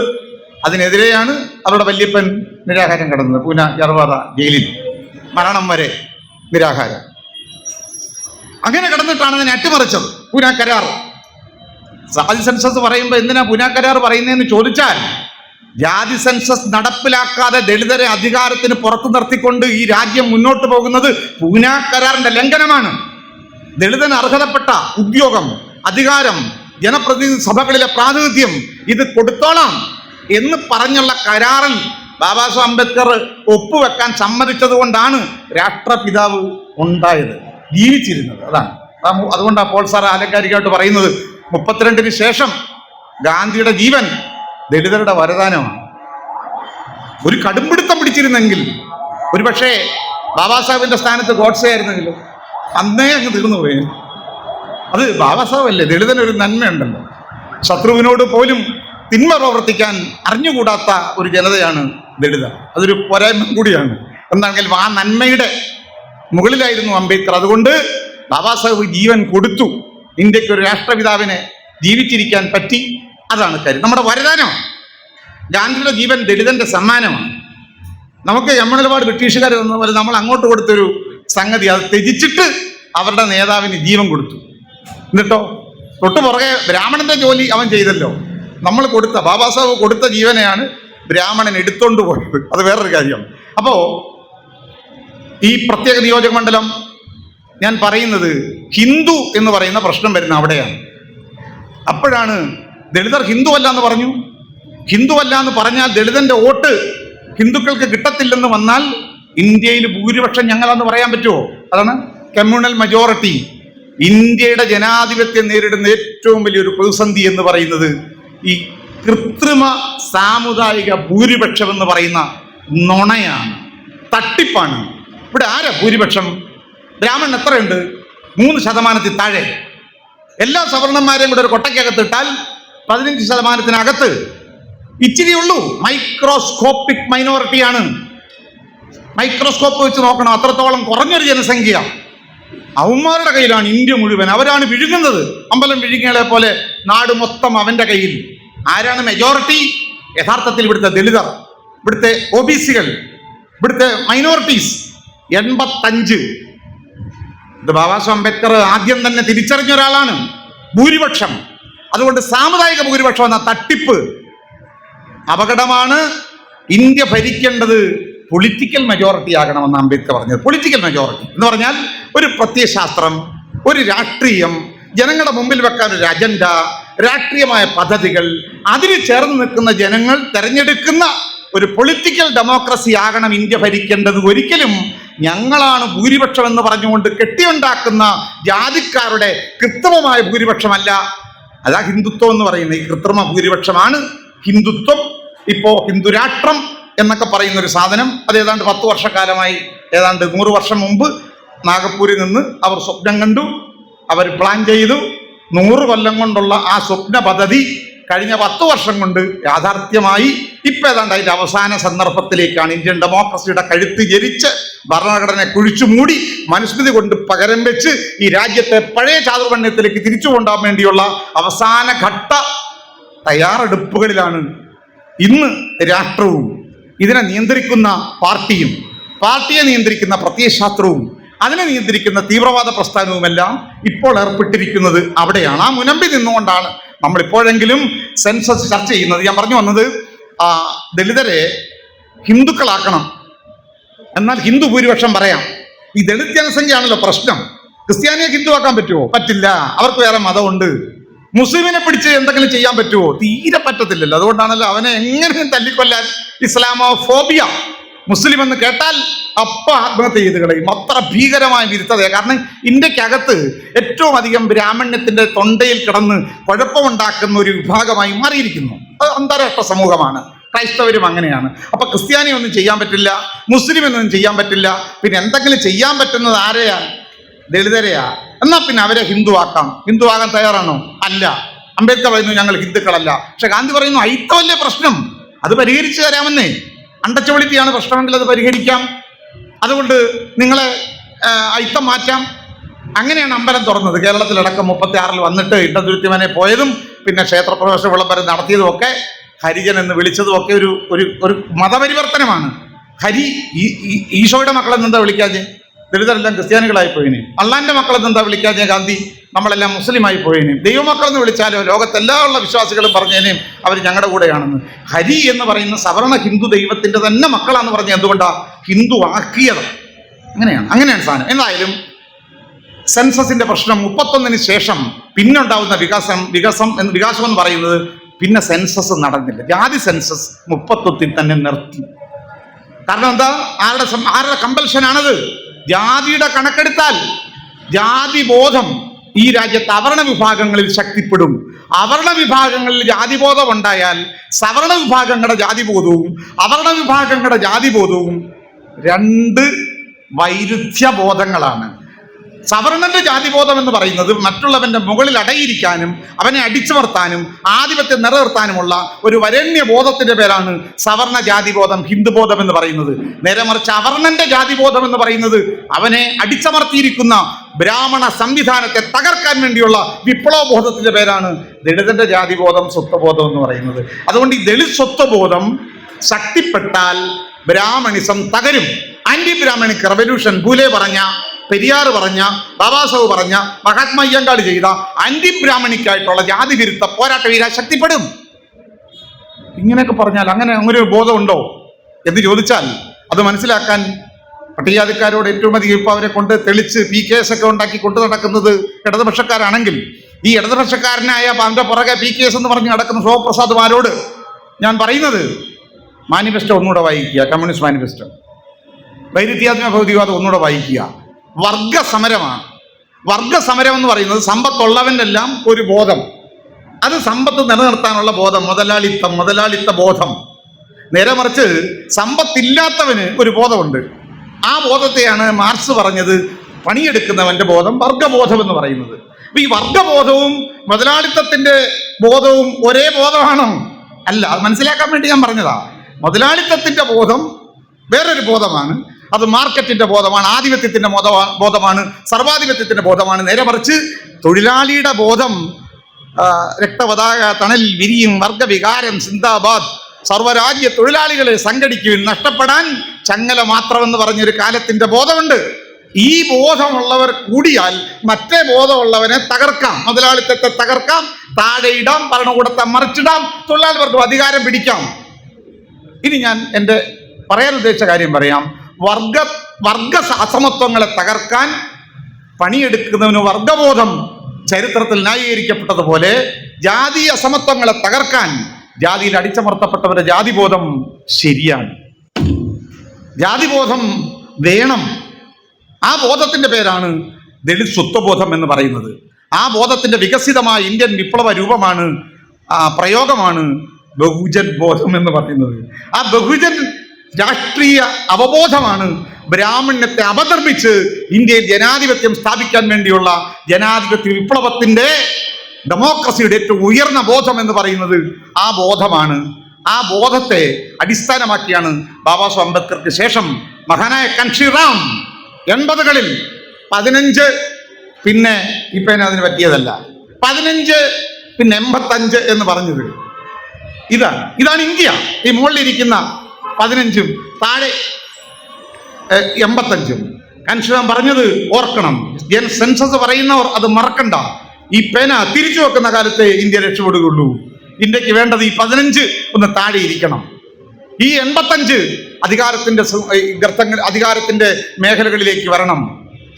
സത്യത്തിൽ ജാതി സെൻസസ് ഇന്ന് എന്താണോ നിർവഹിക്കേണ്ടത് അതിൻ്റെ പ്രായോഗികമായ രാഷ്ട്രീയ മുദ്രാവാക്യം അംബേദ്കർ അനന്തര ഇന്ത്യയിൽ ഏറ്റവും ശക്തമായി പറഞ്ഞ വിപ്ലവകാരിയായ ദാർശനികന്റെ പേരാണ് മഹാനായ കൻഷിറാം. ഒരുപക്ഷെ ആ കൻഷിറാം ഉയർത്തിയ ബഹുജൻ രാഷ്ട്രീയ പ്രബുദ്ധതയുടെ ഫലമായിട്ടുണ്ടായ കൊടുങ്കാറ്റിനെതിരെയാണ് ഇന്ത്യയിൽ ഹൈന്ദവ വർഗീയത ഇന്ത്യൻ രാഷ്ട്രീയത്തിൽ തീക്ഷ്ണമായി ഇടപെടുന്നത്. കാരണം അധികാരത്തെക്കുറിച്ചുള്ള അവർണ ജനതയുടെ ബോധം അതൊരു പുതിയ രൂപമായി മാറുകയും ആ ബോധം അംബേദ്കർ പ്രത്യയശാസ്ത്രമെടുത്ത് തണിഞ്ഞ് ഇന്ത്യൻ ജനാധിപത്യത്തിൽ വലിയ വിപ്ലവം ഉണ്ടാക്കുമെന്ന് ബോധ്യപ്പെടുകയും അതിൻ്റെ അടയാളങ്ങൾ ഉത്തരേന്ത്യയിലെ സവർണ ഭൂമികയിൽ ഇങ്ങനെ മുഴങ്ങുകയും ചെയ്തൊരു കാലത്താണ് ഈ ബോധത്തെ തല്ലിക്കെടുത്തണം. ഈ ഒരു രാഷ്ട്രീയ ബോധം ഇനി വേണ്ട. അതിനാണ് രഥചക്രങ്ങൾ ഉരുണ്ടതും അതുപോലെ ബാബരി മസ്ജിദ് തകരുന്നതും ഗുജറാത്തും കലാപങ്ങളും. അതിലൂടെ അവസാനം എവിടേക്കാണ് ഇന്ത്യയിലെ ഫാസിസം പോയെന്ന് നമുക്കറിയാം. അതുകൊണ്ട് ഈ ഒരു അവബോധം അംബേദ്കർ പ്രതിദാനം ചെയ്ത അവബോധമാണ് ഞാൻ പറയുന്നത്. ഈ വിഷയത്തിലേക്ക് വരുന്നു. അതുകൊണ്ട് ഈ പറയുന്ന സെൻസസ് എന്ന് പറയുന്ന കാര്യം അവർ മൂടിവെച്ചു. 47 സ്വാതന്ത്ര്യം കിട്ടിക്കഴിഞ്ഞപ്പോൾ പിന്നീട് ഒരിക്കൽ പോലും ജാതിയുടെ കണക്കെടുക്കണ്ട എന്ന് ഇന്ത്യയിലെ സവർണം തീരുമാനിച്ചു. കാരണം 31 ബ്രിട്ടീഷുകാർ കണക്കെടുത്തു. ആ കണക്കെടുത്തപ്പോൾ ഭൂതം പുറത്തു ചാടി. നമ്മൾ സംഘടിച്ചു. All India scheduled caste federation ഉണ്ടായി. അവർ ഇന്ത്യയിൽ മത്സരിച്ചു, കോൺഗ്രസിനെ തോൽപ്പിച്ചു.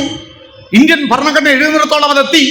ഭരണഘടന എഴുതുന്നത് ഇന്ത്യ ഈ രാജ്യത്ത് ജനാധിപത്യം വരുന്നെങ്കിൽ അതെങ്ങനെ വരണമെന്ന് ഈ രാജ്യത്തെ ദളിതർ തീരുമാനിച്ച അവന്റെ ബോധത്തിന്റെ, രാഷ്ട്രീയ ബോധത്തിന്റെ ഒരു സമാഹരണ ഗ്രന്ഥത്തിന്റെ പേരാ. ദളിതർ എന്താണോ ആഗ്രഹിച്ചത്? നീതിയാണ്, ജനാധിപത്യമാണ്, സ്വാതന്ത്ര്യമാണ്. ആ ദളിത സ്വാതന്ത്ര്യ ബോധത്തിന്റെ അടയാളപ്പെടുത്തലാണ് ഭരണഘടന എന്ന് പറയുന്നത്. അത് മറ്റവരുടെ ബോധമല്ല. ജാതിബോധം മനുസ്മൃതിയാണല്ലോ. മനുസ്മൃതിക്കെതിരെയാണ് യഥാർത്ഥത്തിൽ ഡോക്ടർ അംബേദ്കർ. മനുസ്മൃതി കത്തിച്ച, ചുട്ടുകരിച്ച മനുഷ്യൻ ആധുനിക ഇന്ത്യയുടെ ഭരണഘടന എഴുതുക എന്ന് പറയുന്ന വലിയ വിപ്ലവം ഉണ്ടാവുന്നു. ആ ഭരണഘടനയിൽ നമുക്ക് അവകാശങ്ങൾ പ്രഖ്യാപിക്കുന്നു. പക്ഷേ അവകാശങ്ങൾ വീതം വെക്കാൻ വേണ്ടിയുള്ള കണക്കെടുപ്പ് മാത്രം ഇന്ത്യയിൽ നടത്തിയില്ല. അപ്പൊ പറയും പട്ടികജാതിക്കാരുടെ കണക്ക് പറഞ്ഞു പോന്നല്ലോ എന്ന്. പട്ടികജാതിക്കാരുടെ കണക്ക് പ്രത്യേക ഒരു കൊട്ടയിൽ അത് ഇന്നോളം ഉണ്ട്. ഓരോ 10 വർഷം കഴിയുമ്പോഴും SC/ST പോപ്പുലേഷൻ മാത്രം വെച്ചു. എന്തിന്? ബാക്കി കമ്പോളത്തിൽ മറ്റുള്ളവന്റെ ഇവിടെ കണക്കെടുക്കുമ്പോഴല്ലേ കൊടുക്ക വാങ്ങൽ നടക്കുന്നത്. നമുക്ക് എത്രയുണ്ട്, മറ്റവൻ എത്രയുണ്ടെന്ന് അറിയുമ്പോഴല്ലേ കൂടുതലുള്ളവന്റെ കയ്യിൽ നിന്ന് എടുക്കുകയും കുറവുള്ളവന് കൊടുക്കുകയും ചെയ്യുന്നതാണല്ലോ വിതരണം എന്ന് പറയുന്നത്. അപ്പോൾ മറ്റവന്റെ ഒന്നും കണക്ക് എത്ര രൂപ ആരുടെയൊക്കെ കയ്യിൽ, വൈശ്യന്റെ കയ്യിലെ പണം എത്ര? ഇന്ത്യയിലെ ബാങ്കുകൾ മൊത്തം വൈശ്യന്റെ കയ്യിലല്ലേ?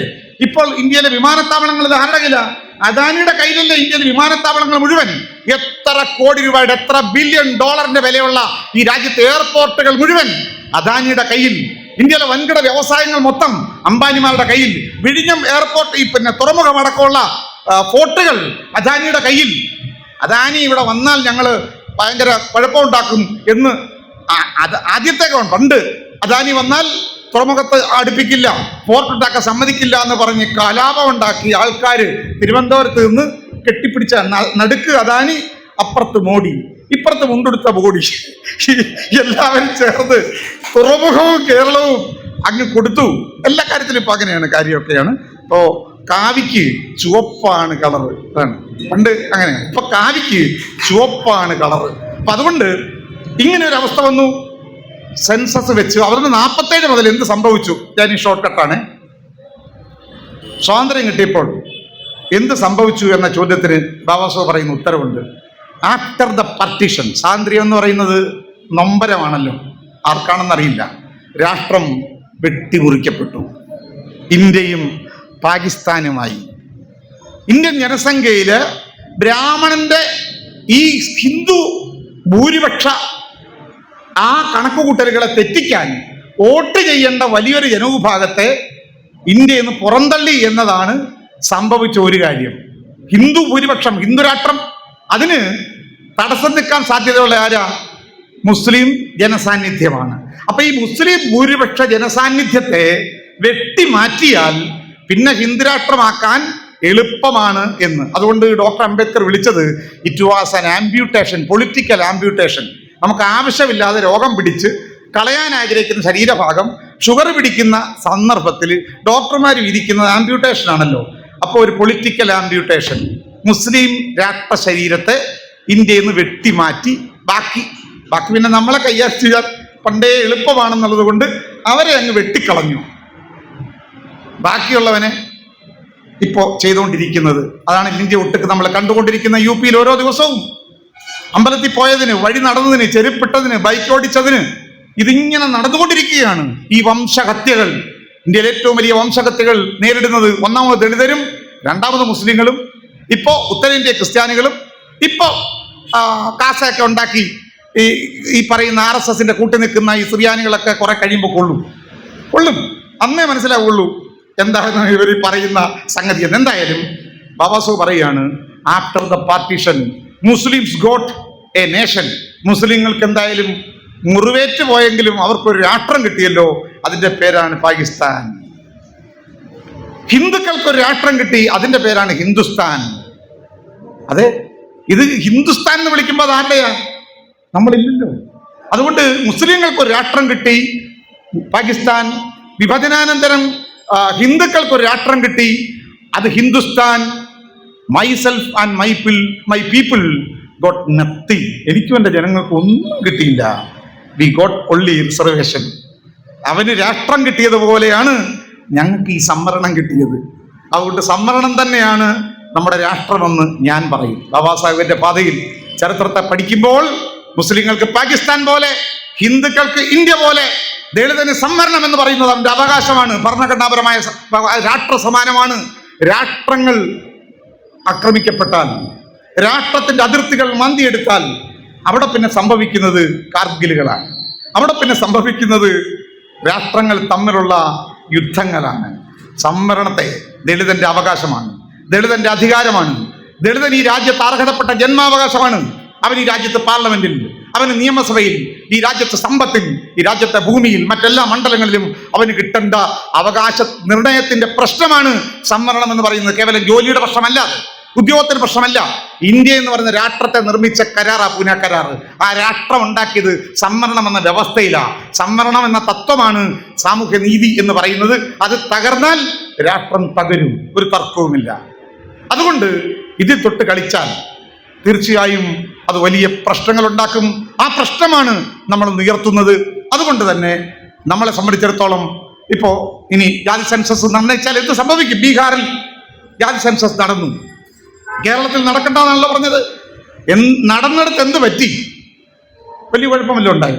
ഒരു കാര്യം സംഭവിച്ചു, ബീഹാറിലെ ദളിതർക്ക് കുറച്ചുകൂടെ കൂടുതൽ പ്രാതിനിധ്യം കിട്ടാനുള്ള വ്യവസ്ഥ ഉണ്ടാക്കി. നിലവിലുള്ള സംവരണത്തിന്റെ തോത് വർദ്ധിച്ചു, പിന്നോക്കക്കാരന് സംവരണ തോത് വർദ്ധിച്ചു.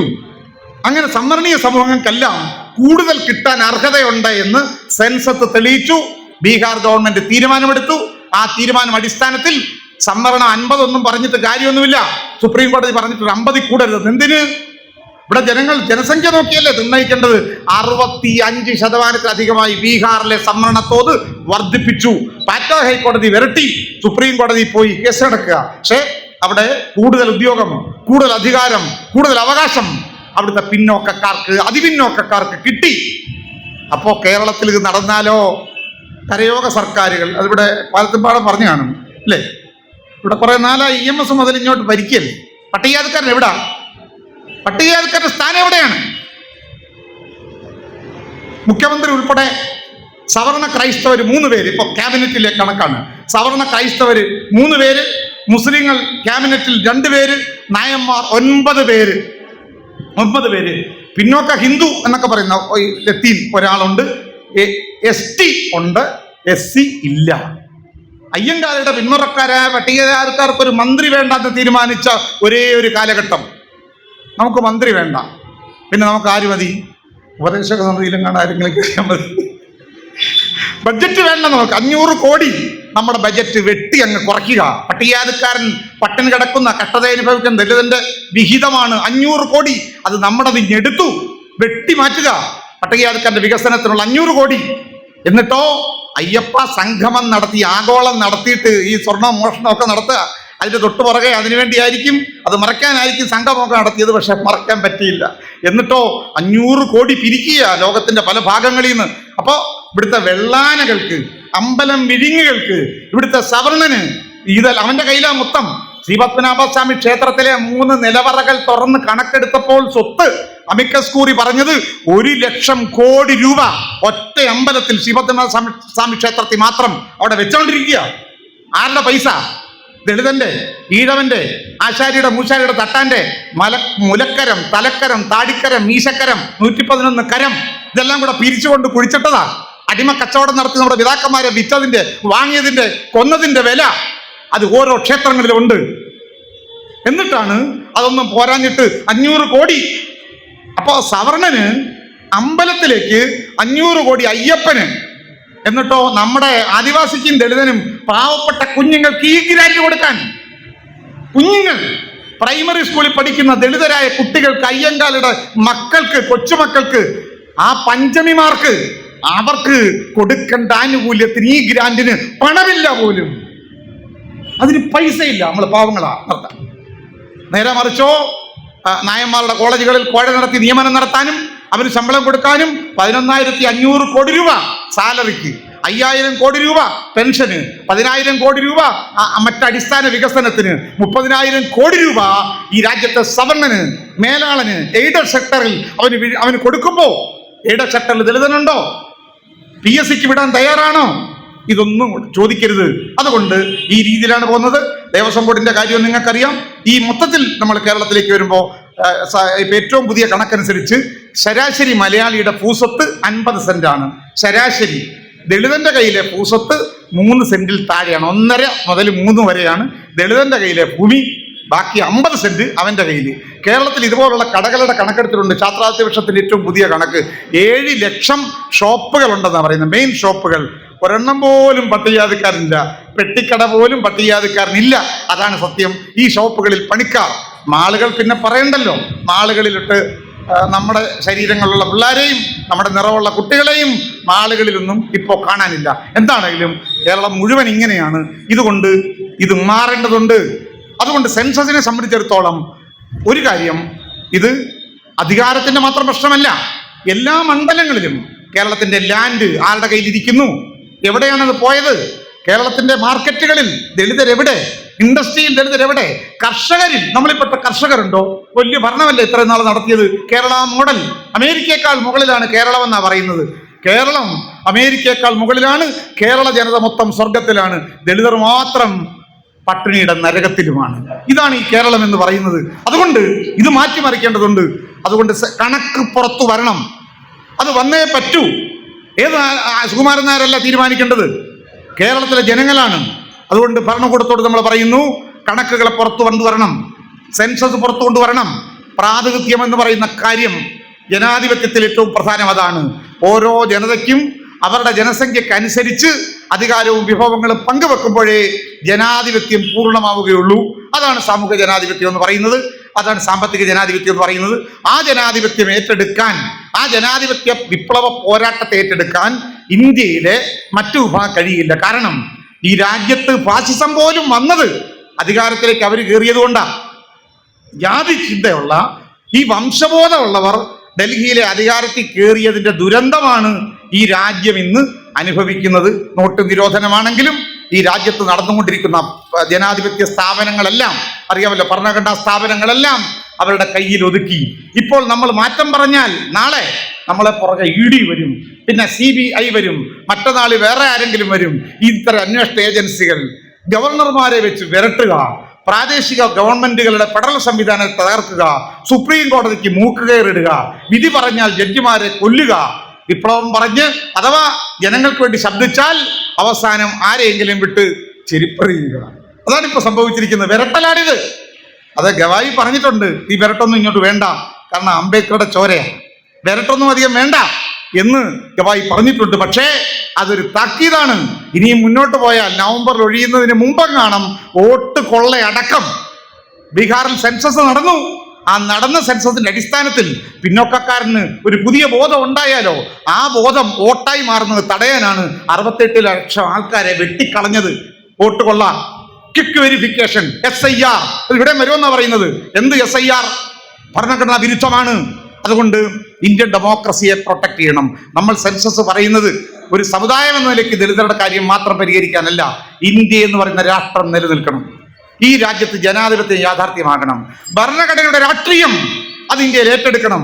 ഭരണഘടനയുടെ രാഷ്ട്രീയം അത് സാമൂഹ്യനീതിയുടെ രാഷ്ട്രീയമാണ്, തുല്യതയുടെ രാഷ്ട്രീയമാണ്, മതേതരത്വത്തിന്റെ രാഷ്ട്രീയമാണ്. ആ രാഷ്ട്രീയം ഏറ്റെടുക്കാൻ അംബേദ്കറൈറ്റുകൾക്ക് മാത്രമേ കഴിയുകയുള്ളൂ.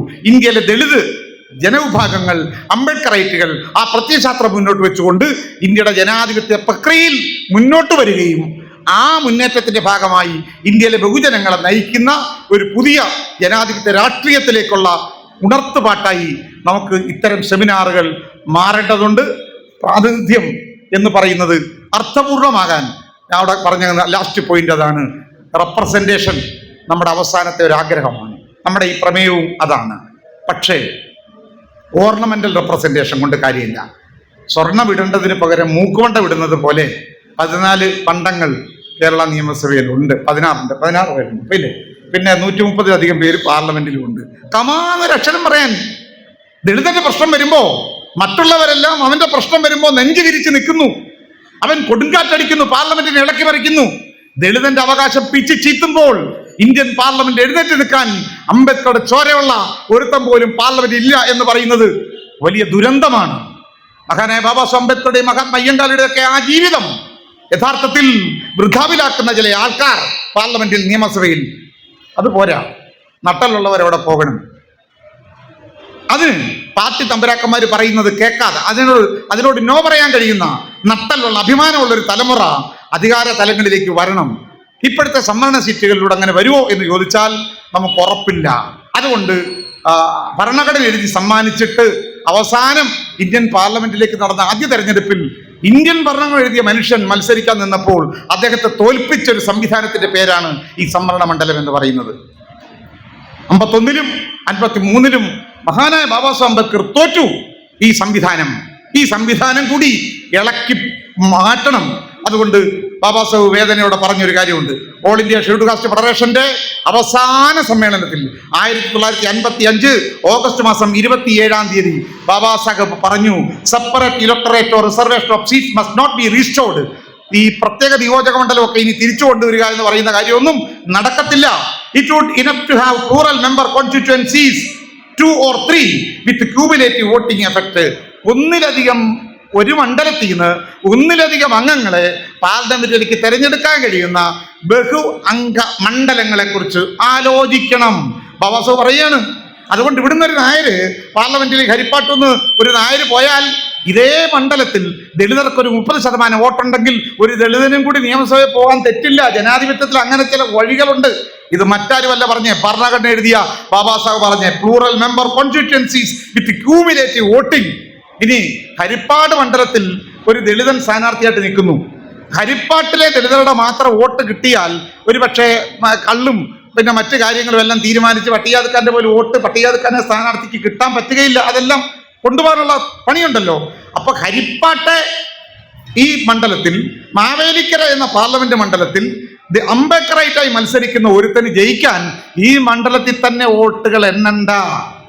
അംബേദ്കർ പറയുകയാണ്, കേരളത്തിലെ മറ്റ് മണ്ഡലങ്ങളിലെല്ലാം കൂടി ദളിതർ രേഖപ്പെടുത്തുന്ന വോട്ടുകളെ ചേർത്ത് വെച്ചിട്ട് അതൊരു മണ്ഡലത്തിൽ ജയിക്കാനുള്ള ഭൂരിപക്ഷം ഉണ്ടെങ്കിൽ അവന് ജയിച്ചു വരണമെന്ന് പറയുന്ന ഇന്ത്യൻ ഡെമോക്രസിയിൽ വിപ്ലവപരമായി നടപ്പിലാക്കേണ്ട വലിയൊരു മുദ്രാവാക്യം ബാബാ സാഹേബ് അംബേദ്കർ പ്രമേയമാക്കി അവതരിപ്പിച്ചു. അത് വന്നാൽ കേരളത്തിലൊട്ടൊക്കെ എവിടുന്നെങ്കിലുമൊക്കെ മതിയെന്നേ. നമ്മൾ അങ്ങനെ ഉണ്ടല്ലോ, നമുക്ക് എന്തായാലും അവിടെ ഇവിടെയൊക്കെ നമുക്ക് വോട്ടുകളുണ്ട്, ഇന്ത്യ ഒട്ടുക്കും അങ്ങനെ വോട്ടുകളുണ്ട്. അത് ചേർത്ത് വെച്ചിട്ട് അതിന്റെ ആകെ മൊത്തം എണ്ണം എടുക്കുമ്പോൾ അത് എത്ര എംപിമാരെ സൃഷ്ടിക്കാനുണ്ടോ അത്ര എംപിമാരെ സൃഷ്ടിക്കാൻ കഴിയുന്ന ഒരു സംവിധാനമുണ്ട്. അത് ഇന്ത്യയിൽ വരണമെന്ന് 55-ൽ ബാബാ സാഹേബ് പറഞ്ഞു. 53-ലെ പരാജയത്തിന് ശേഷമാണ്, തിരിച്ചറിവാണ്. എന്നിട്ട് അത് ഒരു കാര്യം കൂടി പറഞ്ഞു, ഈ സംവരണ മണ്ഡലം അത് അവസാനിപ്പിക്കണം. അതാണ് ഇപ്പോ വിദ്യാഭ്യാസ സംവരണം അങ്ങ് കളയുക, നമ്മുടെ ഈ ഗ്രാന്റ് ഇല്ലാതാക്കുക, എല്ലാം കളയുക. നീതി ആയോഗ് കൊണ്ടുവന്നു, മറ്റ് വികസനവും വേണ്ട, ഫണ്ട് പോവുകയാണ്. പക്ഷേ രാഷ്ട്രീയ സംവരണം മാറ്റാൻ അവർ തയ്യാറല്ല. അത് വേണമെന്നാണ് പറയുന്നത്. ഇനി നമ്മളിപ്പോൾ പറഞ്ഞാൽ ഒരു പ്രശ്നമുണ്ട്, ഈ സംവരണ മണ്ഡലം വേണ്ട എന്ന് നമ്മളിപ്പോൾ പറഞ്ഞാൽ അപ്പോൾ പിന്നെ ഒന്നും ഉണ്ടാവില്ല എന്നുള്ള പ്രശ്നമുണ്ടോ എന്നൊരു ഭയവും കൂടി വരാം. ഇപ്പൊ 16 പേര് പേരിനെങ്കിലും ഉണ്ട്, 130 പേര് പാർലമെന്റിലും ഉണ്ട്. ഈ സംവരണ മണ്ഡലം വേണ്ട എന്ന് ബാബാ സാഹേബ് അന്ന് പറഞ്ഞ ഭരണഘടനയുടെ 334 അത് വെച്ച് നമ്മൾ ഇപ്പൊ പറഞ്ഞാൽ നാളെ ഒന്നും ഉണ്ടാവില്ലല്ലോ എന്നൊരു ഭയം വന്നേക്കാം. അതിന് മറുപടി അംബേദ്കർ തന്നെ പറയുന്നുണ്ട്. അദ്ദേഹം പറയുന്നത്, ഇപ്പോഴുള്ള ഈ പൊതു പട്ടികജാതി സംവരണത്തിന് ഒരു മാറ്റം വരുത്തണമെന്ന് 55-ൽ അദ്ദേഹം പറഞ്ഞു. അദ്ദേഹം പറഞ്ഞത് ക്വാളിറ്റേറ്റീവ് ജോയിന്റ് ഇലക്ടറേറ്റ് എന്നാ പറഞ്ഞത്. ക്വാളിറ്റേറ്റീവ് ജോയിന്റ് ഇലക്ടറേറ്റ് വരണം എന്ന് പറഞ്ഞാൽ ഒരു സംവരണ മണ്ഡലത്തിൽ പട്ടികജാതിക്കാരന്റെ സ്ഥാനാർത്ഥിയായിട്ട് മത്സരിക്കുന്നവൻ ജയിക്കണമെങ്കിൽ അവന്റെ 50% വോട്ട് സമുദായത്തിൽ നിന്ന് തന്നെ കിട്ടണം. ബാക്കി 50 വേണമെങ്കിൽ ആരുടെ വേണമെങ്കിൽ കിട്ടിക്കുള്ളൂ. പക്ഷെ 50% വോട്ട് ദളിതന്റെ തന്നെ രേഖപ്പെടുത്തി ഉറപ്പുവരുത്തുന്ന ഒരു പരിഷ്കാരം ഇന്ത്യയിൽ കൊണ്ടുവരണം തെരഞ്ഞെടുപ്പ് കമ്മീഷൻ എന്ന് ബാബാ സാഹേബ് അംബേദ്കർ പറഞ്ഞു. അങ്ങനെ 50 വന്നാൽ നമ്മുടെ അടുത്തോട്ട് വരും. ഇപ്പോ നമ്മുടെ അടുത്തോട്ട് വരുത്തില്ല, കാരണം നമ്മളല്ല ജയിപ്പിച്ചത്, മറ്റോനാണ് അവന്റെ വിചാരം. ഇത് വരണം, ക്വാളിറ്റേറ്റീവ് ജോയിന്റ് ഇലക്ടറേറ്റ്. ഈ പ്രമേയത്തെ, അതായത് പ്രാതിനിധ്യ ജനാധിപത്യം എന്ന തത്വത്തെ ബാബാ സാഹേബിന്റെ ജനാധിപത്യ ഭാഷയിൽ അദ്ദേഹത്തെ ചരിത്രത്തിൽ നിന്നും അടയാളപ്പെടുത്തിക്കൊണ്ട് അദ്ദേഹം തന്നെ പറഞ്ഞ ഫോർമുല ഈ ക്വാളിറ്റേറ്റീവ് ജോയിന്റ് ഇലക്ടറേറ്റ് ആണ്. ആ ക്വാളിറ്റേറ്റീവ് ജോയിന്റ് ഇലക്ടറേറ്റും ഞാൻ മുമ്പേ പറഞ്ഞ ബഹുഅംഗ മണ്ഡലം എന്ന് പറയുന്നത് ഇന്ന് ലോകത്തെ നോർവേ അടക്കമുള്ള, ഡെൻമാർക്ക് അടക്കമുള്ള, സ്വിറ്റ്സർലൻഡ് അടക്കമുള്ള, ജർമ്മനി അടക്കമുള്ള ലോകത്തെ 80 ജനാധിപത്യ രാജ്യങ്ങളിലെ തെരഞ്ഞെടുപ്പ് സമ്പ്രദായം ഇന്ത്യയിലെ പൊട്ട തെരഞ്ഞെടുപ്പല്ല. അംബേദ്കർ പറഞ്ഞു ഇത് ഉപേക്ഷിക്കണമെന്ന്. ഈ തെരഞ്ഞെടുപ്പ് രീതി ഉണ്ടല്ലോ തെറ്റാണ്. വോട്ടിന്റെ ശതമാനം അനുസരിച്ചാ സീറ്റ് കൊടുക്കേണ്ടത്. ഇവിടെ അങ്ങനല്ല, വോട്ട് കുറവ് സീറ്റ് കൂടുതൽ, വോട്ട് കൂടുതൽ സീറ്റ് കുറവ്. ഇത് ജനാധിപത്യമല്ല, ഇത് കാലഹരണപ്പെട്ടതാണ്. ഫസ്റ്റ് പാസ്റ്റ് പോസ്റ്റ് സിസ്റ്റം എന്നാണ് പറയുന്നത്. അത് കൊളോണിയൽ തമ്പുരാക്കന്മാരുടെ കയ്യിൽ നിന്ന് ഇന്ത്യയിലെ ബ്രാഹ്മണന്മാർ ഇരന്നു വാങ്ങിയ തട്ടിപ്പാണ് ഇന്ത്യൻ തെരഞ്ഞെടുപ്പ് സമ്പ്രദായം. അത് അഴിച്ചു പണിയണം എന്ന് പറഞ്ഞ ആളാണ് അംബേദ്കർ. പകരം വെക്കേണ്ടത് പ്രൊപ്പോർഷണേറ്റ് ഇലക്ടറേറ്റ് സിസ്റ്റമാണ്, PEF. അതാണ് 80 ഡെമോക്രസികൾ ലോകത്ത് ഇന്ന് അതാണ്. ജർമ്മനി ഉൾപ്പെടെ ഇന്ത്യ പിന്നെ എന്തിനാ ഇത് വെച്ചോണ്ടിരിക്കുന്നത്? അതുകൊണ്ട് നീ പറയുന്ന വൺമാൻ ഒരു ജനത ഒരു തെരഞ്ഞെടുപ്പ് എന്ന് പറയുന്ന മോഡിയുടെ അമിത്ഷായുടെ തട്ടിപ്പിന്റെ സ്ഥാനത്ത് അംബേദ്കറൈറ്റുകൾ ഇനി പറയണം, PES വരണം, പ്രൊപ്പോർഷണേറ്റ് ഇലക്ടറേറ്റ് സിസ്റ്റം. അത് വന്നാൽ ഇന്ത്യയുടെ അധികാരത്തിലേക്ക് അംബേദ്കറൈറ്റുകൾ വരും, അംബേദ്കർ ജനം വരും, ദളിതൻ അധികാരത്തിലേക്ക് വരും. അതിനുവേണ്ടിയുള്ള ഒരു പ്രക്ഷോഭമായി അടക്കം നമ്മുടെ ഈ ആലോചനകൾ, പുതിയ ചിന്തകൾ ഉൽപ്പാദിപ്പിക്കട്ടെ, വികസിപ്പിക്കട്ടെ. എന്താണെങ്കിലും സമഗ്രാധിപത്യത്തെ നമുക്ക് അനുവദിക്കാൻ പറ്റില്ല. ഇതൊരു ഹിന്ദുരാഷ്ട്രമാകാൻ അംബേദ്കറൈറ്റുകൾ അനുവദിക്കുകയില്ല. ഹിന്ദുരാഷ്ട്രം എന്ന് യാഥാർത്ഥ്യമാകുന്നു അന്ന് ഈ രാജ്യം തകരും. എന്ത് വില കൊടുത്തും ഹിന്ദുരാഷ്ട്രത്തെ തടയണം എന്ന് ബാബാ സാഹേബ് അംബേദ്കർ 40കളിൽ പറഞ്ഞുവെങ്കിൽ ഇന്ത്യയിലെ ദളിതുകൾ ഉണർന്നെണീറ്റ് ഹിന്ദുരാഷ്ട്രത്തെ നേരിടാനും ഈ രാജ്യത്ത് ജനാധിപത്യത്തെ സ്ഥാപിക്കാൻ, ഭരണഘടനയെ സംരക്ഷിക്കാൻ, ജനാധിപത്യത്തെ സംരക്ഷിക്കാൻ പ്രായോഗികമായ രാഷ്ട്രീയ തന്ത്രങ്ങൾ എല്ലാം നമ്മൾ ഉപയോഗിച്ചുകൊണ്ട് മുന്നോട്ട് വരേണ്ട ഒരു സമയമാണ്. അതിന് ഇത്തരത്തിലുള്ള കൂട്ടായ്മകളും ആലോചനകളും നമുക്ക് കരുത്ത് പകരട്ടെ എന്ന് ആലോചിച്ചുകൊണ്ട്, എന്ന് അഭ്യർത്ഥിച്ചുകൊണ്ട്, ആശംസിച്ചുകൊണ്ട് അല്പസമയം നീണ്ടുപോയതിൽ ഞാൻ സംഘാടകരോട് ശ്രോതാക്കളോട് ക്ഷമ ചോദിച്ചുകൊണ്ട് ഞാൻ എൻ്റെ വാക്കുകൾ ഉപസംഹരിക്കുകയാണ്. ഊഷ്മളമായ അഭിവാദ്യങ്ങൾ. ജയിക്കും.